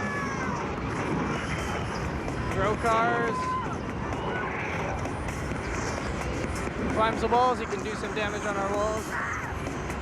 Come right up, and I'll show you another sequence, another comic book sequence. This time for a mission that's going to feature Venom. So that's Peter Parker. He notices something's going on, and it's Electro.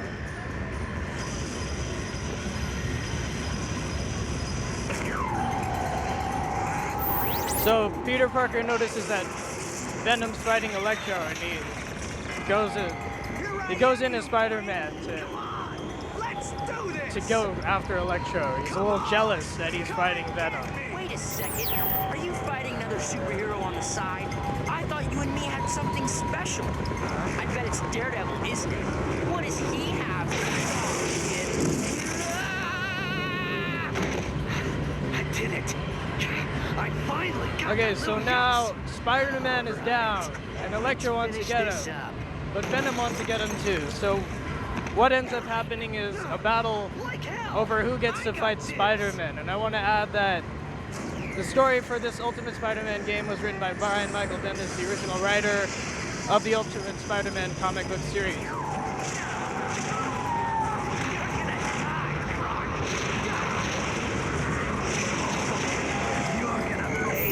Use Big Ball, notice the physics on the cars from the electricity damage. So he's gonna go up.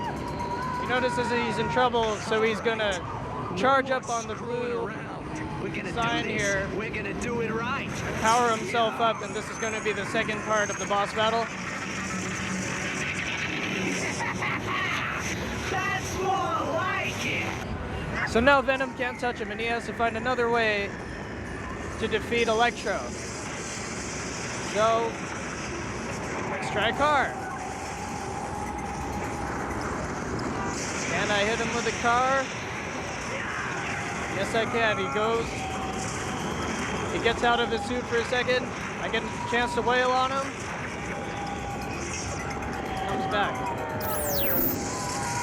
Another way I could do it is water. The Electro is vulnerable to water. See, he falls down. Back like that again. Get another chance to get out of it. All right, this is Ultimate Spider-Man. As you can see, it's got a wonderful graphical style with our 3D comic book inking, our 3D motion graphics panels. You can play a Spider-Man and Venom, and it's going to have the largest cast of characters, Marvel cast of characters in a Spider-Man game. So it's a can't wait title, for sure. And I hope you enjoyed it. Here's what's great. I'm standing in front of Half-Life 2 for Xbox. I don't know about you guys, but I didn't have a PC capable of playing this, so I'm hot to get my hands on this console translation, especially with character models like this. Check out the facial expressions. It looks like the engine is preserved really well.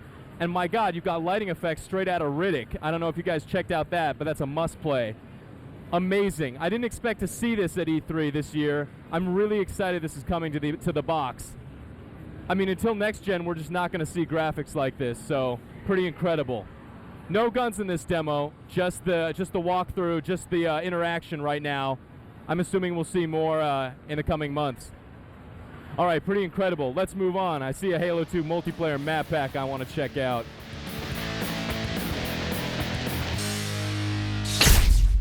My name is Rasmus, and I'm the game director of Hitman Blood Money, the new version of Hitman that has actually been underway for quite some time, because we started the design of it before we actually started doing contracts and did the whole pre-design there. And it's a Hitman game with the very big multi-layered epic story introduced again. Basically the whole game is new, both from the graphics. The graphics is a brand new render engine that is cross-platform and totally customized to each platform, which means that we didn't develop a game for high-end PC and just ported it to PS2, and not vice versa either. We actually built everything so that it fitted the exact platform. A short description of the storyline is that ICA, which is the contract agency that Hitman works for, and another big, very important agency are sort of competing against being the best at this cloning thing. Hitman, being the only perfect clone and very, very good at what he does, of course makes him very interesting, and he gets caught up in the middle of this whole rivalizing. So basically Hitman is being left alone at some point in the game, and that's the sort of lineup of the plot. In terms of technicalities, everything is new. Like, you have new camera controls, which is independent now and not the stick cam that we had before.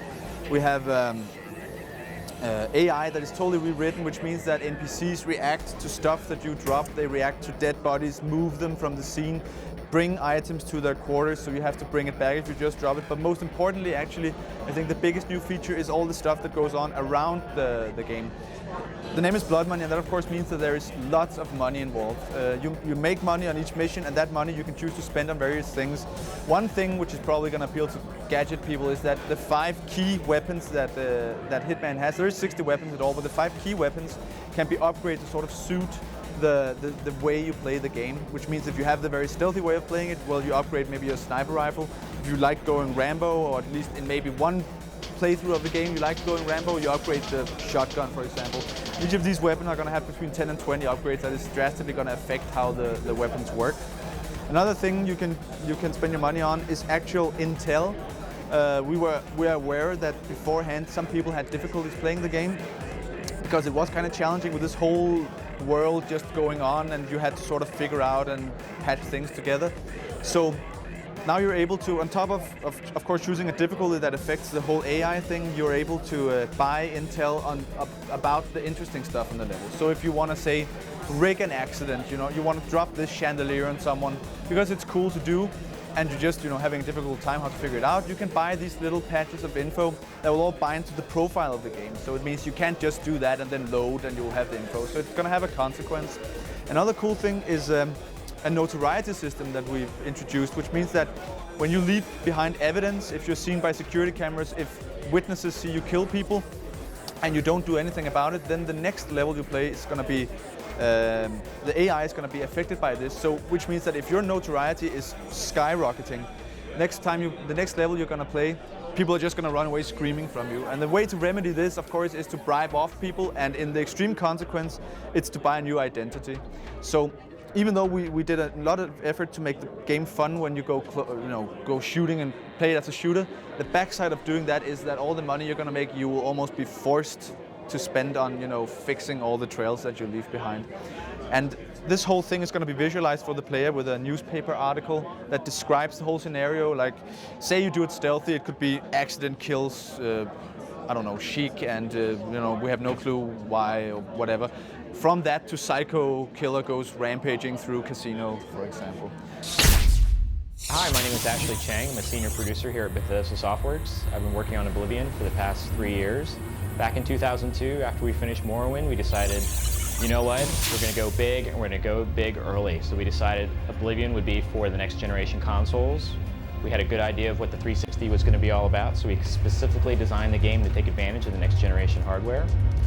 The entire first year was spent on just technology. Technology. One of our major goals for the game was a fully featured forest that's never been seen before in any RPG. And again, it wasn't possible with previous generation technology.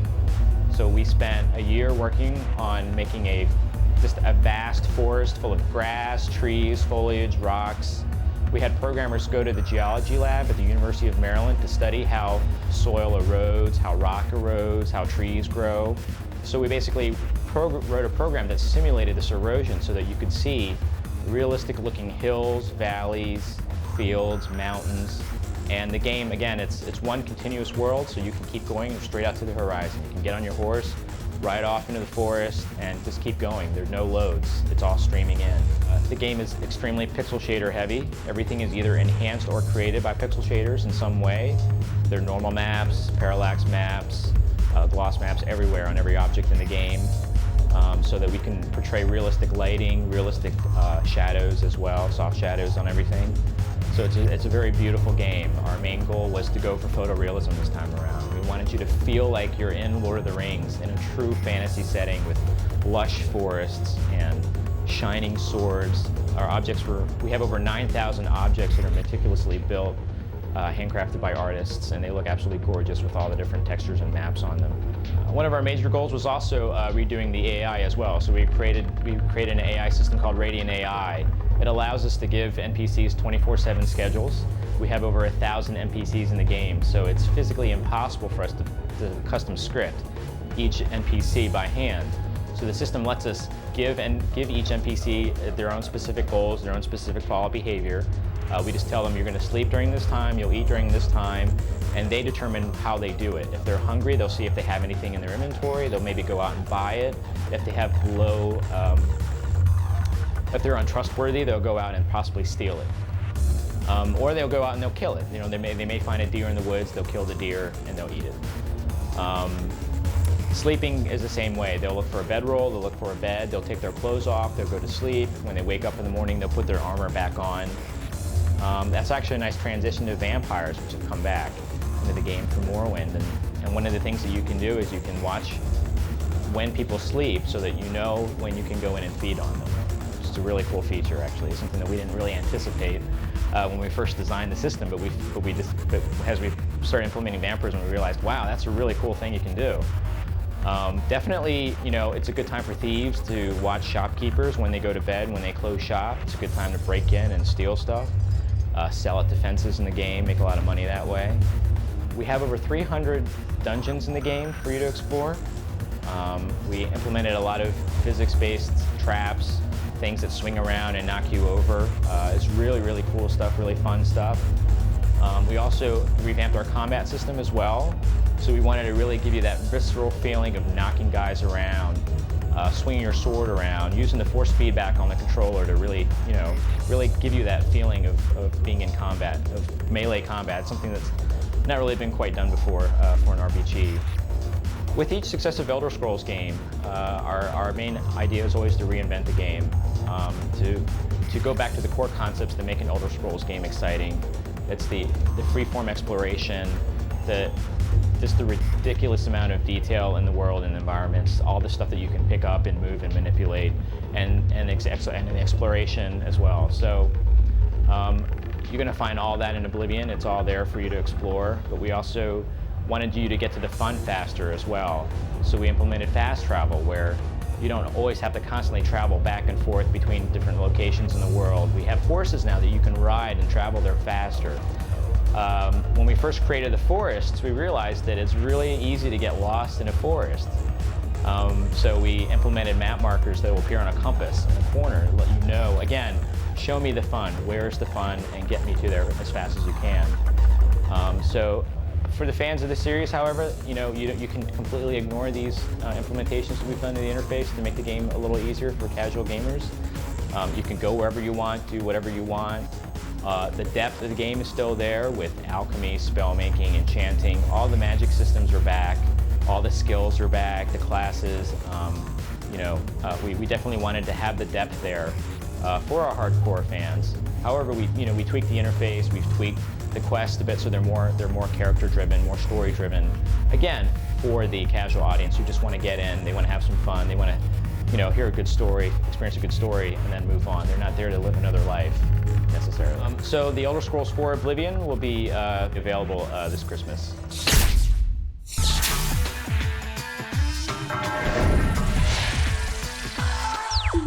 Finally inside the LucasArts booth. I went through the pat-down, I got through the metal detector, they screened me for a background check. Now we got Star Wars Empire at War over here on my right, and we got Star Wars Galaxy over here on my left, but where I really want to focus my attention, and I'm sure you do too, is Star Wars Battlefront 2. Come on.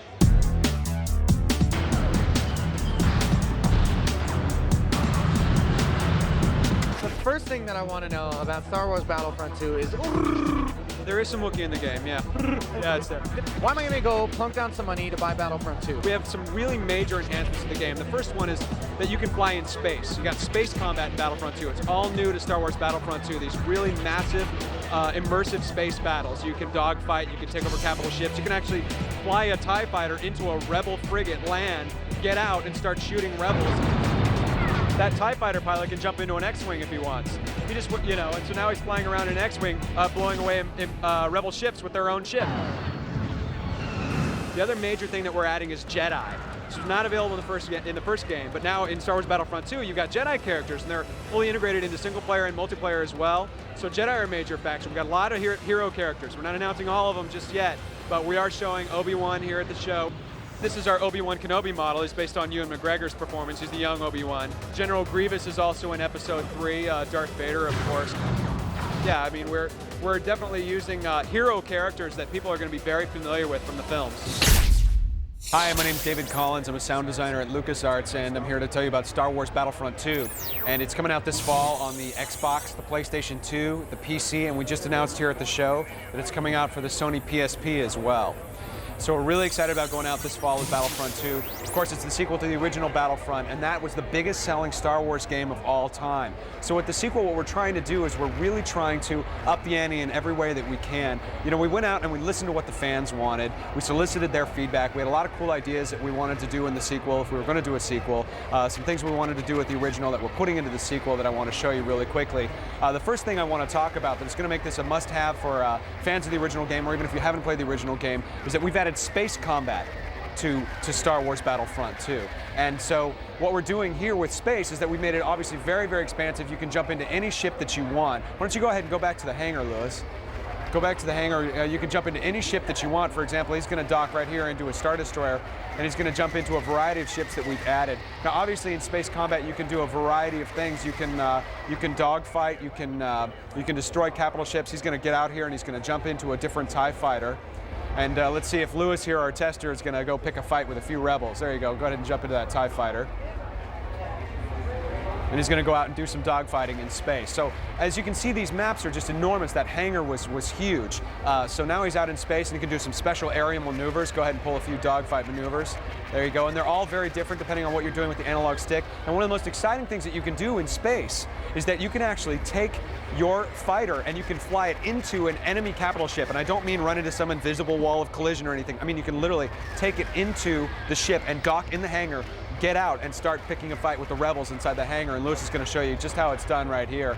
He's going to fly right into this rebel capital ship and go right in. And when he's there, he can steal a rebel ship if he wants, and he can go out into space and do that. He can obviously engage in some ground combat, or he can actually get into one of the ship's turrets and use the ship's turret against itself. And so there's all of these gameplay elements that are in space that are going to be fantastic in single player and multiplayer. Why don't we go ahead and move on? I'm going to show you something else. So space is a major enhancement to Battlefront 2. One of the other things that we're doing is we're adding Jedi to Battlefront 2. And this is something, they were in the first game, but we just sort of hinted at it. But this was really at the top of our radar to add in Battlefront 2. So we know that the fans were screaming for it. We've fully integrated it into single player and multiplayer. We're going to show you a little bit about that right now. This is going to be a classic level from the very first Star Wars film. Actually, this is sort of an untapped resource for Star Wars video games. This is Princess Leia's ship from the original film. Of course, you've probably seen the film, so we're going to skip through this for just the sake of moving on, and we're going to get right to it. As you can see, you can live the opening scene in Star Wars, which is what Lewis is doing here right now. Now, the way that Jedi work is that if he's doing really, really well in the battle, he'll get a radio communique that says Darth Vader's entered the battlefield in this particular case. We're going to have lots of hero characters, not just Vader. We're not giving them all away right now. We're keeping a bit of them under wraps. But if he captures this command post right here, then Lewis is going to have the opportunity to play as Darth Vader. So let's see how he does.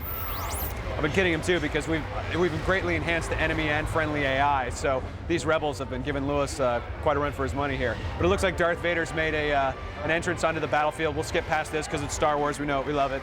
And it says, do you want to play as Darth Vader? Yeah, I want to play as Darth Vader. So now he's available. You're going to get in, and he's a part of your arsenal. Lewis is going to suit up as Darth Vader, and he's going to go ahead and play. And they're there to turn the tide of the battle. They all have their unique force powers, their unique lightsaber skills, but they're not there for an infinite amount of time. As you can see here at the bottom of the screen, there's a time meter, and the more you contribute to the battle, the longer you can stay as a Jedi. Of course, Vader can, in classic Vader style, force choke some opponents. Why don't you go ahead and lay down the force choke on that officer there.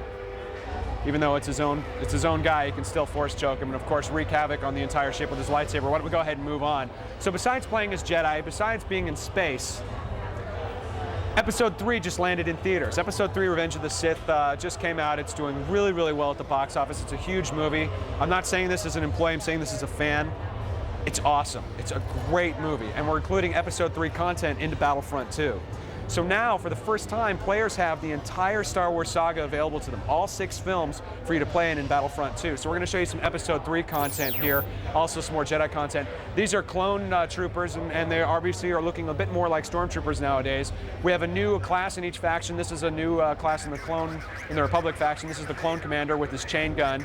You're on the planet Utapau, which is a sinkhole planet. It's this city that's built into the side of this crater on the surface of the planet. As you can see, these maps in Battlefront 2 are enormous. We're making these really large areas for you to play some very epic battles in. So now he's going to go in and join the battle, and while he's doing that, I also want to tell you about how we've enhanced the single-player mode of Battlefront 2. We've added a lot of story elements to Battlefront 2.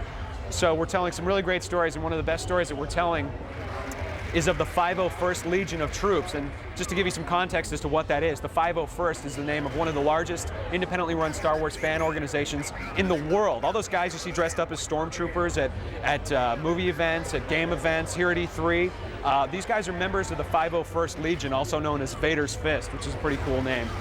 And as a nod to the fans, we're telling the story of how the 501st goes from being clone troopers in the Clone Wars to being Imperial Stormtroopers in the Galactic Civil War under the tutelage of Darth Vader, although I use that term loosely, you know. He's not very kind to his troops sometimes. He's got that Force choke ability. So another small addition is you can change classes at any time. You don't have to die.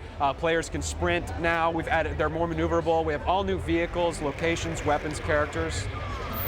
So this is Star Wars Battlefront 2. It's coming out this fall on the Xbox, which is what we're seeing here, the PlayStation 2, the PC, and the Sony PSP. So you definitely want to check it out. It's a great game. It's a must-have for fans of the original game. If you've never played the original game, now's a great time to get into it and check it out. We've got a lot of content. You can play it any way you want as a Jedi in Episode 3 and in space. Our great new story modes. Check it out this fall.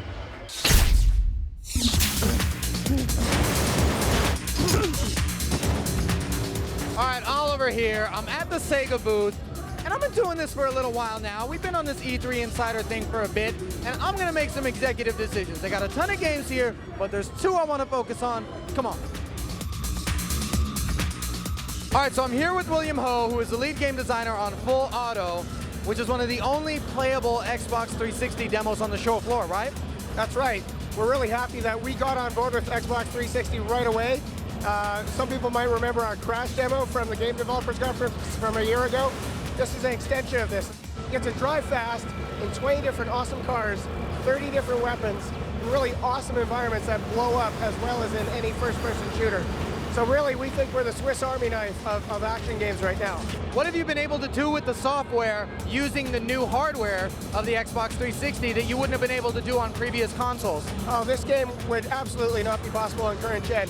That's because of our physics. We have a really, really sophisticated physics engine. It's our own technology, and it drives everything that happens in the game. Okay, what, blowing up cars and driving fast and getting in wrecks just isn't deviant enough for you? I got just the thing.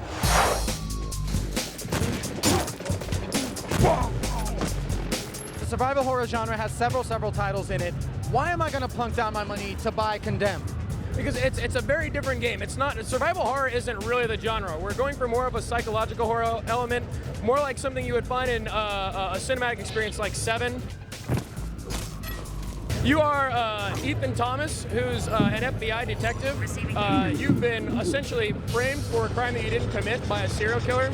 So you hate it when that happens. Yeah, it's a rough gig. It happened to me like 3 times last year. Just today, twice. Yeah, the paperwork is immense. So when can we expect Condemned? We're not exactly sure when Microsoft is going to launch the console, but we will be available in the Xbox 360 launch window. Yo, what did I tell you? I got you guys covered, man. You gotta trust me. Listen, you gotta look for Condemned and Full Auto when the Xbox 360 launches, possibly during the fall. Peace. So hi, I'm Scott Hawkins from Sega, and I'm the producer of Full Auto. This is Full Auto running on the Xbox 360, the world's most destructive racing game ever. One of the really cool features we have with this game is the ability to manipulate time. And I can actually go through and set up some crazy moments here with destruction to a level you've never seen before. And it's important to note here that everything's being done in real time. These are not canned animations. It's being done with real-time physics. And you look here, and there's just a crazy level of destruction. One important thing to note here is that the destruction is not just on the cars, but it's also on the buildings and many other objects in the environment as well. Look, I just got 4 kills in a row, pretty nice. As I go through, I can run and fire off my machine guns, and I also have a missile launcher as well. You'll have 30 different weapons to choose from in the final game, and lots of different action, many different cars to choose from, tons of tracks, over 60 different events to race in career mode. One really cool feature we have is Unwreck. So as you go around a turn and you don't take it quite right, all you have to do is hit a button and you can unwreck, rewind time and go back and get another pass and try again. The more destruction you create, the more unwreck clock you get and the more second chances you get. Let me show you some other cool features here as well. Oh, good chance for unrack again here. So I'm gonna go around this corner and, oh, another one right there as well. Sometimes you just gotta let yourself get killed, but here we go. We're gonna get another pass at it. Here's a critical moment. Check out this one. Now let's stop time and take a quick look at that. Check out the destruction here. As I unwind time, we see a car carrier holding multiple cars, strategically placed right next to a gas tanker. And as I blow it up, it sets off a chain reaction. And you see the cars and the explosions and everything just go all over the place. It looks amazing. We also have different camera views. Checking out here, here's the weapons view. I like this one a lot, where you can actually see the weapons right on the hood of your car. And you can aim the weapons in different directions. Take out the different things you want to take out.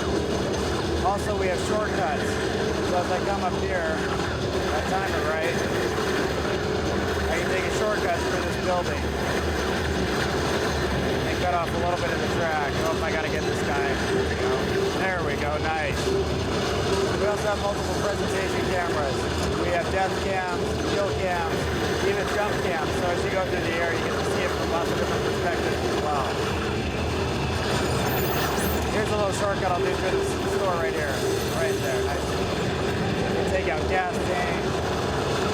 Even look at the train blowing up on the L train right across the top. There we go. Finished third place, not too bad. So this is Full Auto. It's coming out soon. It's for the Xbox 360. Hope you enjoy it. Hi, my name is Frank Rook. I'm the lead game designer on Condemned: Criminal Origins. I have here Matt Allen. He's the lead artist on the project. He's going to run us through a little bit of the gameplay, and I'll discuss a little bit about what the gameplay is like playing this. What we have here is a first-person action game with a little bit of survival horror elements. And what we mean by that is that the pacing of the game is just a little bit slower, a little bit more methodical than what you would experience in a typical first-person shooter. Also, you don't necessarily run around with the gun blazing. You have opportunities to pick up weapons, debris weapons, and use them as melee. As you can see here, Matt pulled off a pipe. The AI also pulled off a pipe. And so the action really gets the player face-to-face with the AI, which is really great because the technology of the 360 allows us to do all kinds of fancy stuff with the textures, normal mapping, per pixel lighting, all kinds of shaders going at one time. So when we get up face-to-face with these enemies, it looks really great. We also have another component to this game, which we call the forensic investigation. It allows the player to track down a serial killer using all kinds of forensic tools. They can find evidence, collect it, send it back to the lab. Between the two guys, the player and the lab tech, you can determine what that evidence means. This propels the story, also propels the player objectively through the game. Matt here has found a piece of evidence on this locker door using a black light. Now we have like 6 different kinds of forensic tools that the player can use. The black light was just one of them. We also have like a sampler where you can collect the evidence. We're really trying to go for a very atmospheric game, taking advantage of the lighting and of the kind of textures that we can get to the Xbox 360. Another big component of our game is just the fear, the tension, the apprehension of what could happen next. The AI is very smart. A lot of times they don't just come running at you. They'll take advantage by hiding behind columns, jumping out and attacking the player. A lot of games in the past have taken advantage of that where, you know, they've scripted events where AI will jump out windows or around corners. We're trying to get the AI to do it dynamically. So every time you play this game, it will happen a little bit differently. Keep the player on edge, keep them a little unsettled about what could happen next. We supplement combat with firearms as well as a taser to make a very well-rounded combat system for the player to use. Matt, as you can see, this guy had a pipe. He saw that Matt had a locker door, which is a much superior weapon to the pipe. So he dropped that and went and got a locker door himself. They're very smart that way.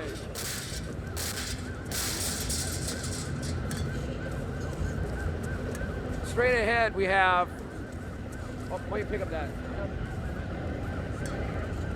Matt will demonstrate what it's like to use a taser, as well as checking your ammo, which is an important part of the game. Instead of just playing the ammo all the time, we leave it up to the player to keep track of how much ammo they have in the weapon. And you can't carry around ammo. There is no inventory. So when you pick up a weapon, you're limited to the ammo that's left in the weapon, either dropped by the AI or you've just found lying around. The taser is really handy, especially when you come across an enemy that has a firearm and you only have a melee weapon. It's a way to get the distance between the two close. So you zap the guy, he goes into a stun state, allows you to run up on him, steal the gun away from him, and use it on him. The story is about chasing down a serial killer, but a lot of times it pits the player in the middle of this kind of urban warfare between the police and very violent criminals. So right here we have an example of the police trying to take down a few violent criminals that are just running around this urban alley area. So the player's objective is not necessarily to kill all the street people, but it's more of an incidental situation, whether it's self-preservation.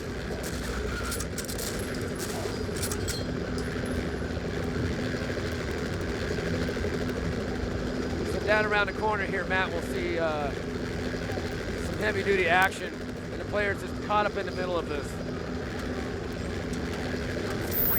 So like I said earlier, our game is a little bit more methodical, procedural, but we have spikes of intensity where it's just really raw and brutal and in your face.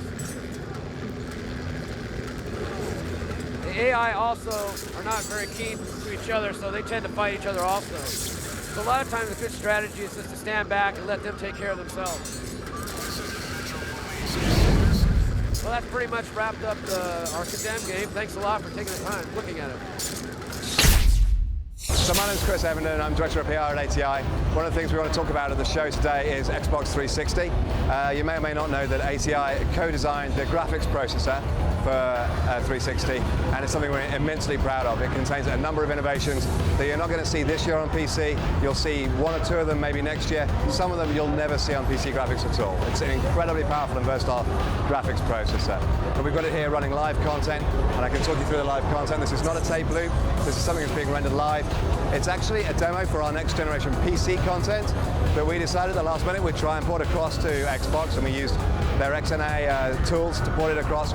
We got it across in less than a week, which really speaks to the programmability of the Xbox as well. And you got it here running. It's not even fully flexing anything like the full capabilities of the graphics processor inside. So you see here something looking absolutely amazing. Yeah, there's a lot of detail, a lot going on, even getting the skin right on Ruby. The three things I think that we're most proud of in the architecture. Firstly, we have this thing called an adaptive shader array, and this is a unified shader architecture. Again, this is something you'll see come to PCs probably at the end of next year, and you're going to get it this year on the 360. And incredibly flexible, very versatile, very powerful. The developer doesn't have to worry about whether there's a lot of geometry going on in the scene or whether there's a lot of special effects. It just it balances it all on the fly. Very, very powerful. 48 shader engines. 240 shader operations per clock. Very powerful. Second thing we've got in there is a modeling engine. This is really a tool for tomorrow. This has a lot of incredible features that game developers aren't even using yet. It's something that you'll see discussed in papers at conferences like SIGGRAPH. Global illumination, for example, is one technique that the industry agrees is the way forward for lighting scenes. We can do it on this. We can do it on this chip this year. No other console can give you that. The final feature that we're immensely proud of is we've got this intelligent memory actually embedded in the graphics processor. It's like we've extended the graphics pipeline right into the local memory, and that allows us to do, this is absolutely essential for high-definition gaming, allows us to do things like anti-aliasing, essentially for free. There's no performance here for XAA, something that's absolutely essential for high-definition gaming, where you can see every pixel on the screen. You could get away with it before on standard definition TVs. You can't get away with it now. It also allows you to do very, very fast stencil calculations, which are immensely important for shadows, dynamic shadows and everything. And It also allows you to do blending for special effects, explosions, that sort of thing. So overall, you've got an incredibly powerful engine that gives you fluid reality, like natural motion, great special effects. Years ahead of anything you'll see anywhere else. It's like next year, and you're getting it this year. I'm Brett Russell. I'm Vice President of Terminal Routing and Executive Producer of Demonic. Demonic is a story about a demon named Volrath, who lives in the underworld, who is basically a slave to anybody who summons him. It's a next-generation title, Xbox 360 exclusive, and you're going to see it coming out about mid-summer of next year. Volrath, it's interesting. You're summoned into a human body. There's no health packs at all in this game. To be able to get more health, you have to jump from body to body. And when you're jumping from body to body, you're looking for the person who has, who's the nicest person possible, because evil doesn't like to use evil, it likes to corrupt good into evil. So as you jump into a better person, you convert their goodness into evil, which equates to more power. The longer that you're inside the body, the more the body changes into the final form of Volrath, which if you can stay in a body long enough and gain enough power, you actually get to shed the skin of the body that you're in and become the demon itself. Total next generation physics. We do real-time lighting with multiple passes. So you'll see that shadows aren't just black and things aren't white. You get all kinds of different colors of gray and a much more realistic feel, stuff that we can do on the next generation consoles that we couldn't do on earlier ones. We also have interesting things with the character itself. When you're in human form, you can see that the character has glowing red eyes, and if you look at the shadow, he always has the shadow of the demon itself. That lets other characters realize that there's something not quite right. Go ahead and jump to the boss fight, Brendan. There's going to be 25 powers in the final game. There's going to be 8 different kinds of powers with 3 different levels that you can use any of the levels at any time. And also the Devil Hand power, where you can pick up objects. All of this is run by the corruption potential that a person has, that whole goodness to evil thing. So the better the person, the more corruption potential they actually have.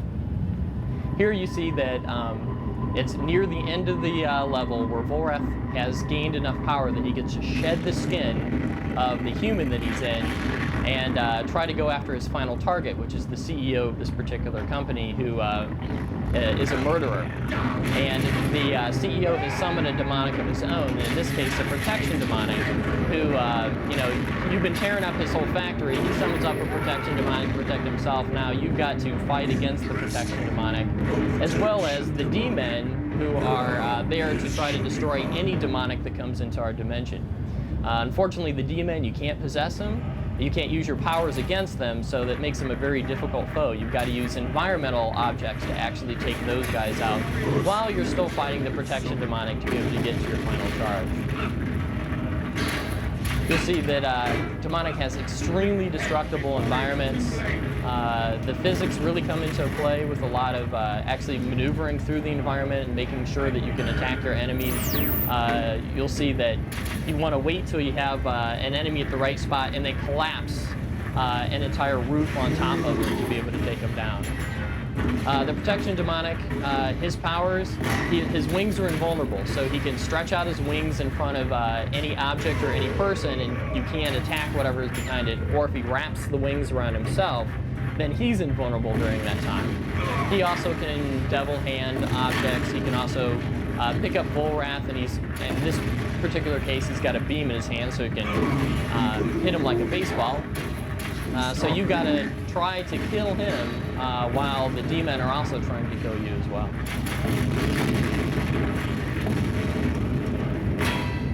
This is Demonic, and expect to be seeing it on the shelves for Xbox 360 summer of 2006.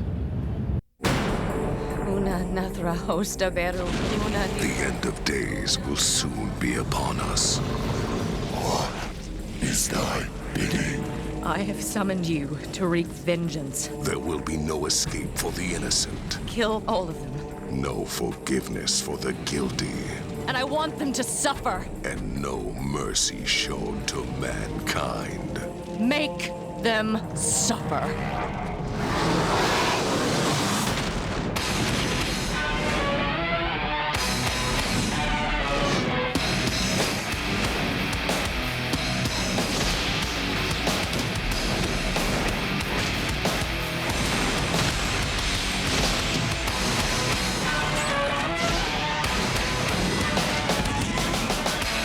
Good and being bad. Demonic.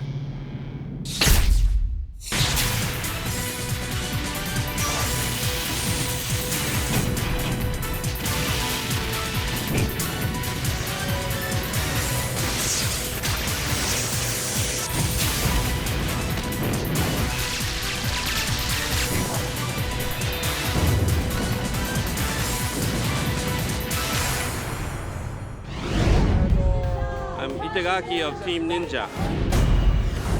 Well, this year at E3, Xenon, well, it's not Xenon anymore, it's Xbox 360. The DOF4, has been the big talk of town, and people are excited about it, and I'm excited about it. Well, Xbox 360 allows me to turn my vision in my head onto a TV screen. And, for instance, like the use of camera, what we call spider cam, where the camera, drops from the sky and follows, downwards. Such things, were made possible. It just, excites me to know that now I can do all these things. I'm Itagaki. You have access. Hello, my name is Robert Haminer. I'm going to be demoing Darkwatch. Darkwatch revolves around a character named Jericho. So this is one of the many horseback levels. We also have some vehicle levels as well.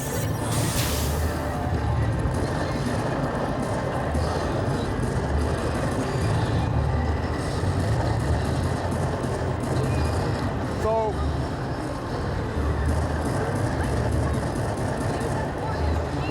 as you can see, we can do full 360 on the horse, along with leaning off the horse so that you can take cover behind the horse. So on this level, I'm fighting alongside the Darkwatch Society. They're helping me on this level.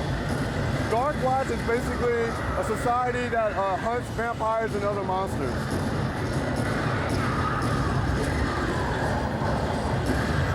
As you can see, you have all the conventional weaponry, shotguns, pistols, dynamite, all kinds of traditional Western-themed weapons, along with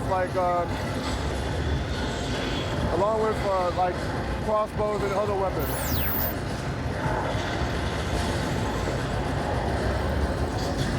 One of the cool things about Jericho is as you're playing the game, he's becoming more and more a vampire. So he starts to gain more vampire abilities. Right here, I'm double jumping around. He can jump almost 3 stories straight up into the air, which adds a lot of vertical fighting in this game.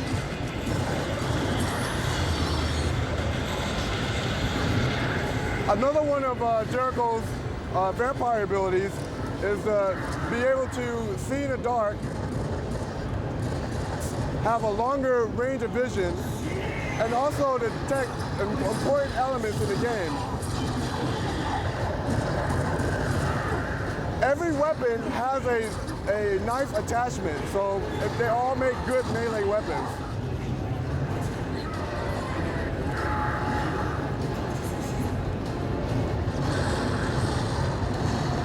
It has pretty decent physics. You can push barrels and then use them to explode. That one didn't explode. It didn't have explosives in it. You also have TNT.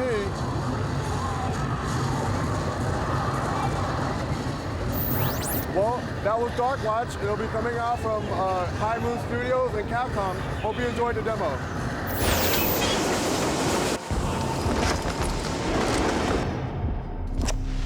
Hold it right there. You got no clue what you're into. What have you done?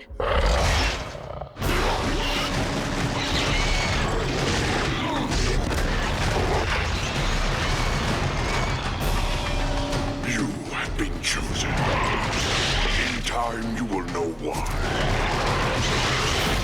You want to gun down Lazarus? Win back your soul? I'll give you the soldiers. I'll give you the bullets.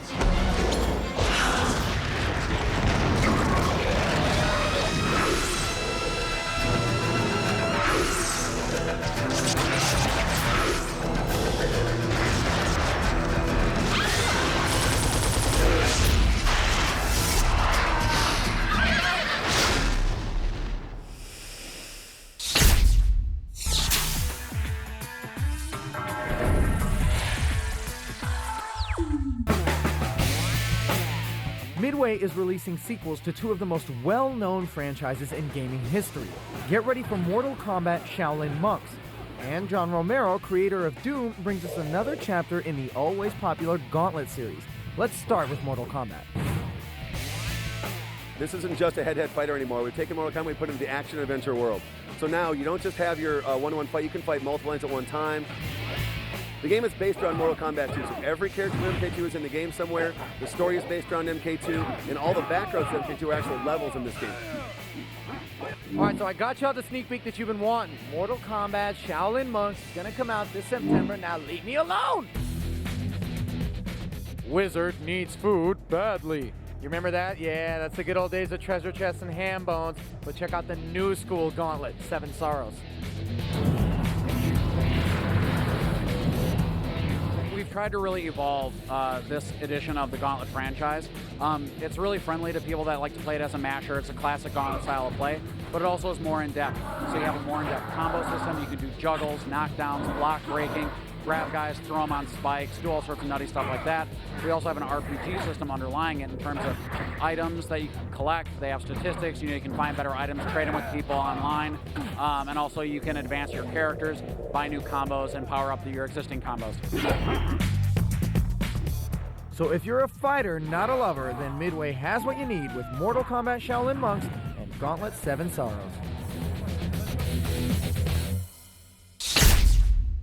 My name is Adam Poole. I'm a lead designer on Mortal Kombat Shaolin Monks. Shaolin Monks is a action-adventure platformer game. We rely heavily on the combat, and it's recreating a lot of the MK history. You know, like those MK backgrounds that used to be 2D. We've realized those to fully 3D backgrounds. So, for example, right here we're looking at Goro's lair. We have like the enemies that are the eyes that are in the background from Mortal Kombat 1. Now they've become enemies and they come out and they fight you. We've taken all the characters from Mortal Kombat 1 and 2 and they're in the game. They're boss battles, they're cameos. They help you fight along in the game. Raiden, for example, here is your guide throughout the game, teaching you things here and there. The game is single player. You can also play co-op. You can play Liu Kang or Kung Lao. Plus, there's extra stuff that's always unlockable. We also have a versus mode in the game. One of the great aspects about this game is the combat system. Looking at a lot of combat in most games, you're usually fighting one enemy at a time. But you want to hit some guy that's at your side or behind you. We give you complete freedom and control over that. So whatever attack you want to do in any direction, we do completely different attacks. And the combat system is very fluid. It's really easy to pick up, but it's great because it takes a lot of time to master. So you can do these big combos like this. Every room in the game is going to have some sort of secret. Mortal Kombat's always about the secrets in their game, so that'll give a lot of the hardcore fans stuff to search for.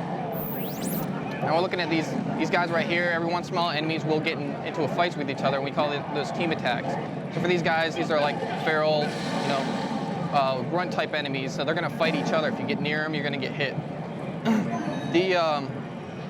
Now the backgrounds in the game actually play a very integral part to the puzzles, the hazards.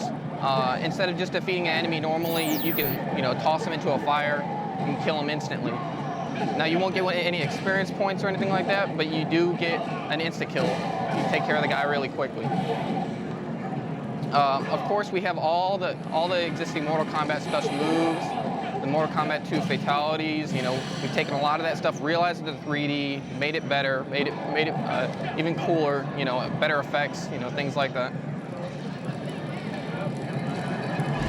There's also weapons scattered throughout all the levels in the game. So, you know, there's a giant broadsword.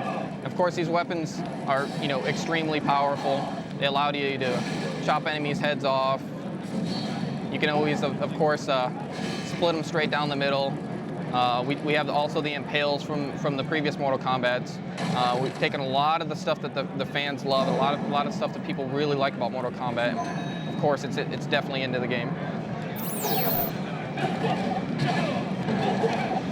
Now, in a couple seconds, I'll take you into some other rooms. I'll show you some of the background hazards and some of the fatalities in the game as well.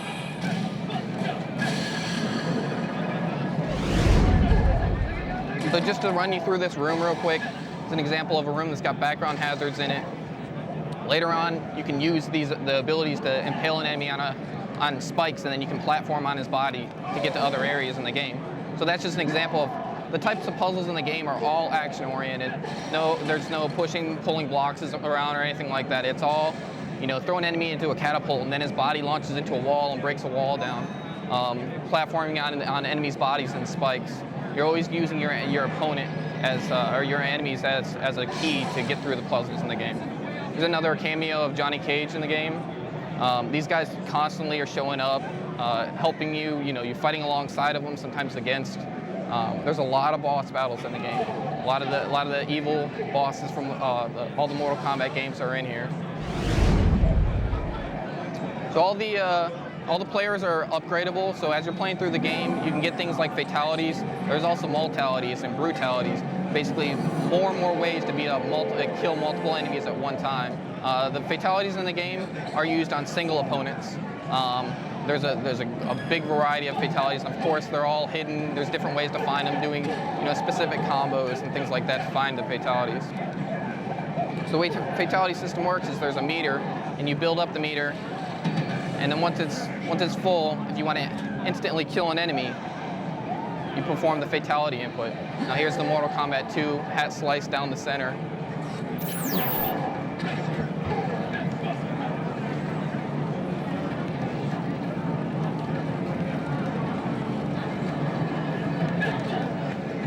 I'll throw another fatality in just for good measure.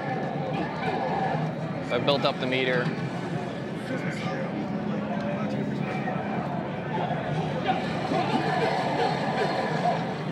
Just to show you that we also have, we've got a lot of fatalities in the game, a lot of things, multalities, brutalities, things like that. The Mortal Kombat Shaolin Monks is coming out in September. It's for the PlayStation 2 and Xbox. There's a lot of great stuff in this game, and I hope you guys like it.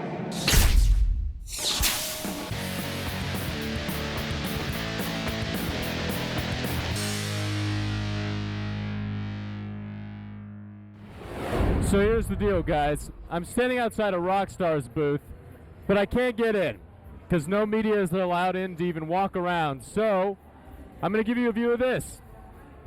This is their demo screen, showing a demo for San Andreas for the Xbox. They're also showing a demo for The Warriors, which is their new game based on the 70s movie from Paramount. Pretty cool stuff. Let me pan down here. The Rockstar lot is a series of buses parked together. I'm sure you can see them. They're advertising a game called Bully. You can walk down the side right here. Got a Grand Theft Auto, Liberty City Stories. This is another bus. Try and move faster, get beyond it. Kind of disappointing that they won't let us in. But what are you going to do? They say they have enough media coverage, so what the heck. This is the bus for the Warriors. Bully. You guys see that? Grand Theft Auto Liberty City Stories. New Grand Theft Auto. coming shortly. Warriors bus. That's all I can show you from Rockstar Games, guys. E3 2005.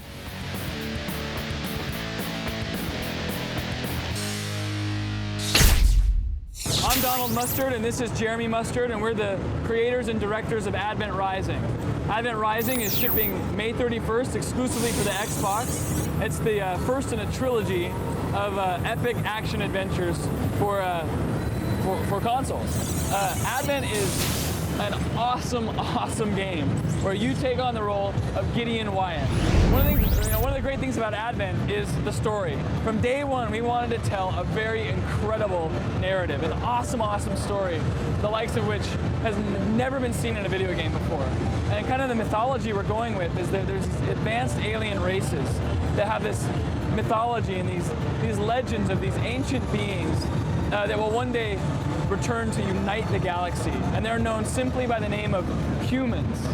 Now, no one's ever actually seen a human or knows that they actually exist when, at the start of the game, a human world is discovered by a passing alien fleet, and the aliens are shocked to find that humans actually exist.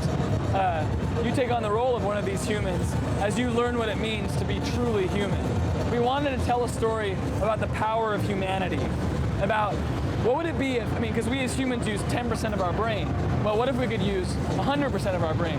You could start to do things like what we're seeing on the screen, where you could, be lifting guys up and throwing them off ledges or doing acrobatic dodges.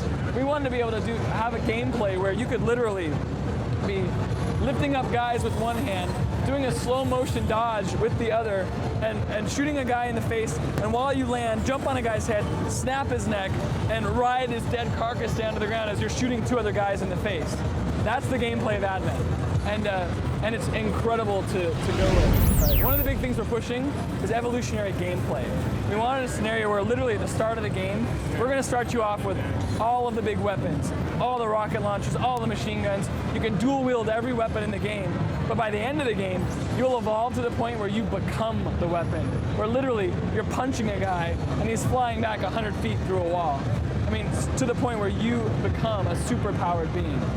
And we think that combining just an awesome story with incredible gameplay will make for an amazing experience. Now to do that, to tell an awesome story, we enlisted the help of Orson Scott Card. You might know him he wrote Ender's Game, probably the most relevant and awesome sci-fi book this century.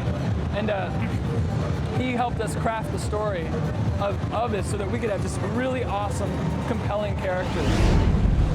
Another cool thing that we're doing with the game that we've just announced is we're having $1 million race to save humanity contest.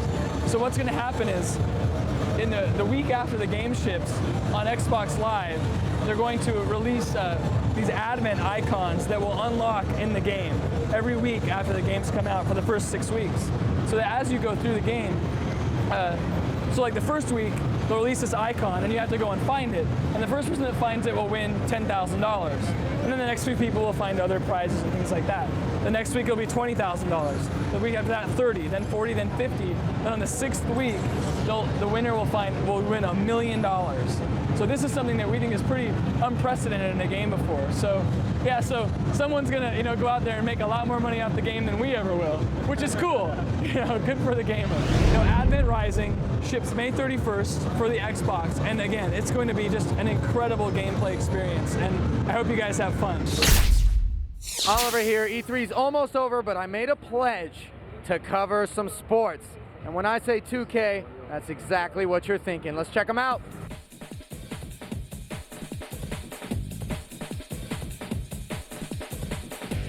First and foremost, Top Spin 2 is not an Xbox game, is it? It's a 360 game? Top Spin 2 is a 360 game, which means a lot.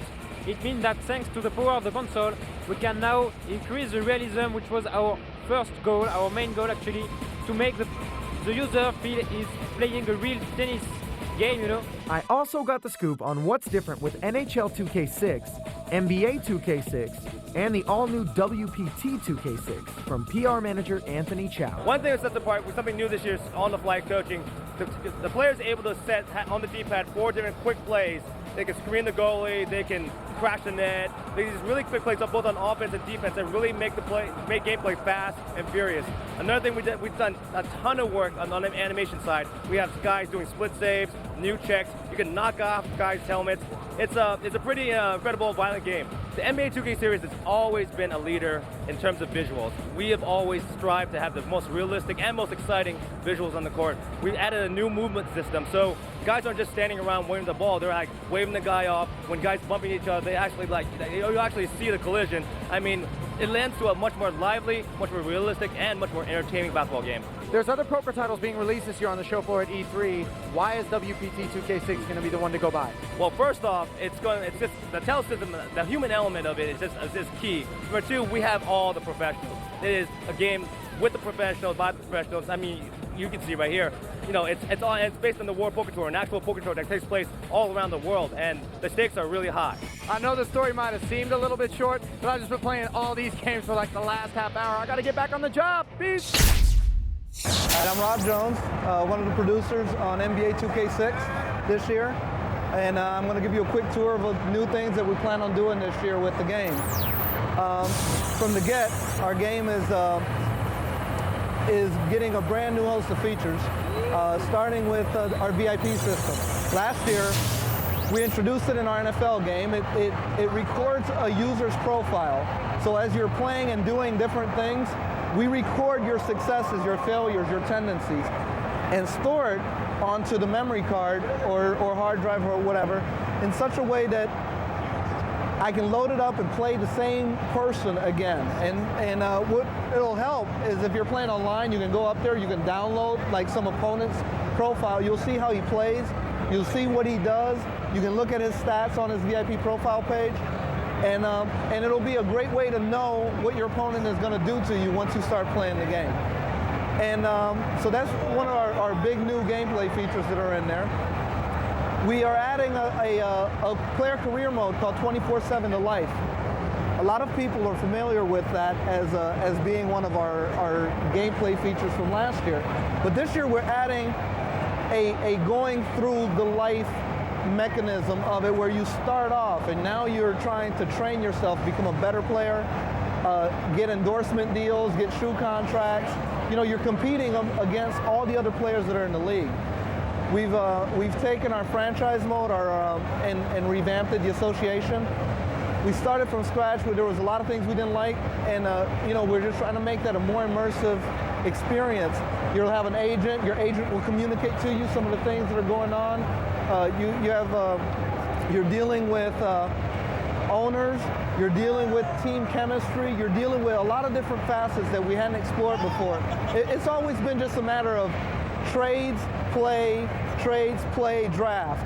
Now it's, hey, control your team. Make sure that, you know, make sure everything is doing well. You know, make sure that you got the right guys, the right mixture of people on your team. And trying just to round it out and make it a fully immersive experience, one thing that we didn't have before. We are bringing over, as the user accomplishments, we're bringing over the three-dimensional crib. You know, as you unlock more things, as you get more experience, we're just going to give you things that you can populate your crib by, so that when a user sees what your crib has in it, they know that you've played the game more than the next guy. They know that you've achieved more than the next guy, and that's one of our big features. Again, it's inherited. You know, our NFL game was really good at it, and it's one of the things that we wanted to show for the users. In gameplay, which is our bread and butter, you know, we are taking brand new steps, doing a bunch of things differently than we've done before. We have a new touch pass system where you can queue passes. So, you know, if I were passing the ball to a guy right here and I knew that he wanted to immediately dump it down, I could queue that pass before he ever gets it, and it goes quickly. But anyway, NBA 2K6 be out this fall, you know, just in time for Christmas, and it's going to be an amazing game.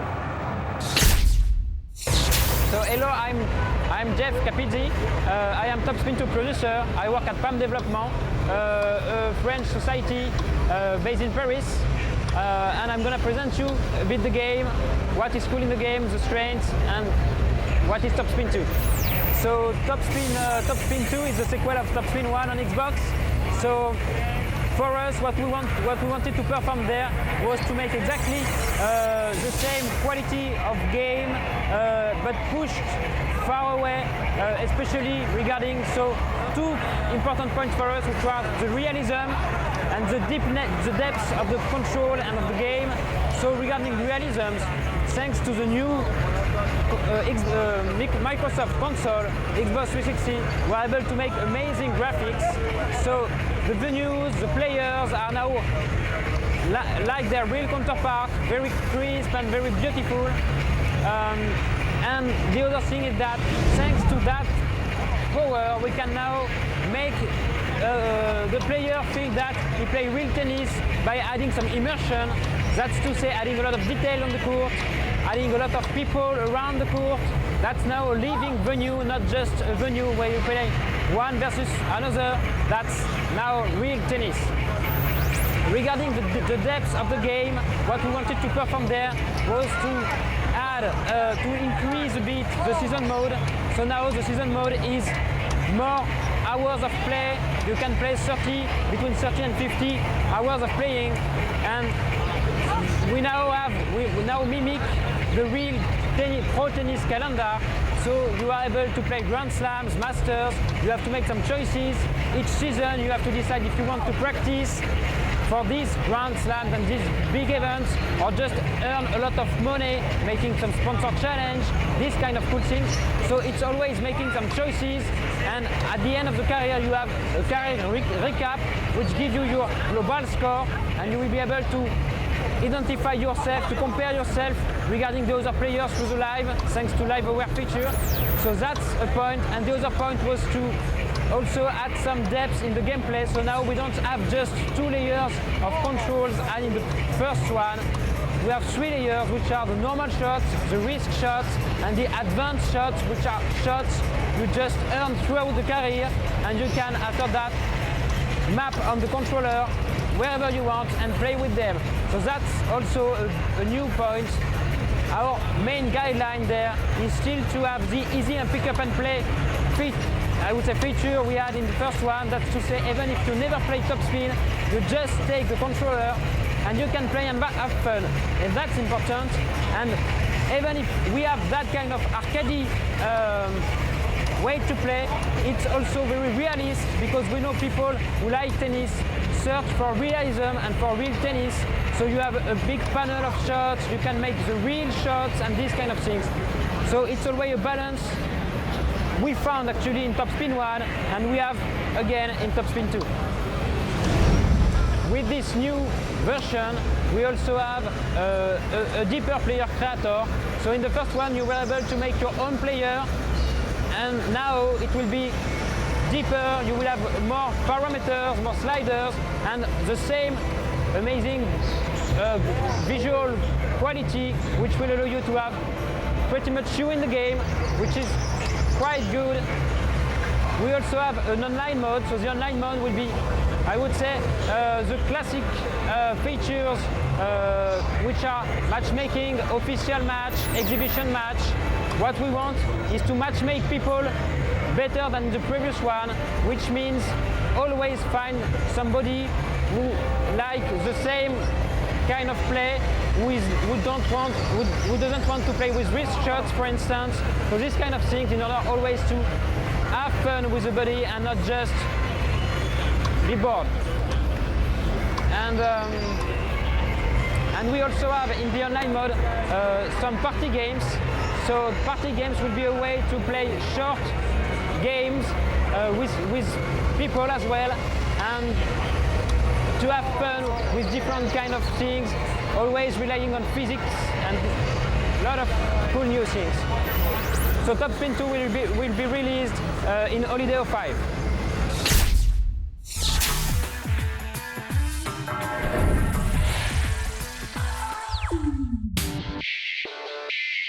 Stacy and Oliver here. Hey! Wrapping up E3 2005. What were some of your favorite moments? All right, I like the next-gen console stuff and the NC Soft booth where they had that whole Mutator band going. That was really, really cool. Stace, yourself? Make-A-Wish Foundation, of course. Always I great. also loved all the mobster titles. There was Scarface, Taxi Driver, and of course, The Godfather, and mobile gaming. Huge this year. Let's not forget The massages. the Tylenol Ouch couch. We spent some time over there. Great. Here's some of our other favorite stuff. Check it out.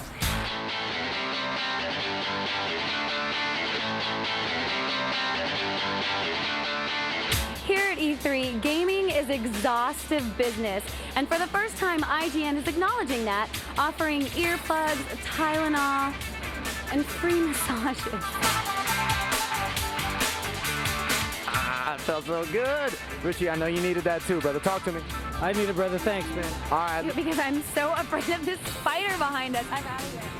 Okay, that's going to wrap up your coverage for E305. We hope you had as much fun as we did, and we want to say a special thank you to everyone behind the scenes who made it happen. There's a lot of folks that made it happen, but in particular, we're going to thank the folks that made E3 Expo happen with the ESA, the staff on E3 Insider, and of course, Brian, our voice from above. who last time I checked was chasing around Namco booth babes, which is why he's not here. Of course he was. Oh, listen, I'm Oliver Najad. I'm Stacey Barcelata, and we'll see catch you next year at E306. Bye. Later.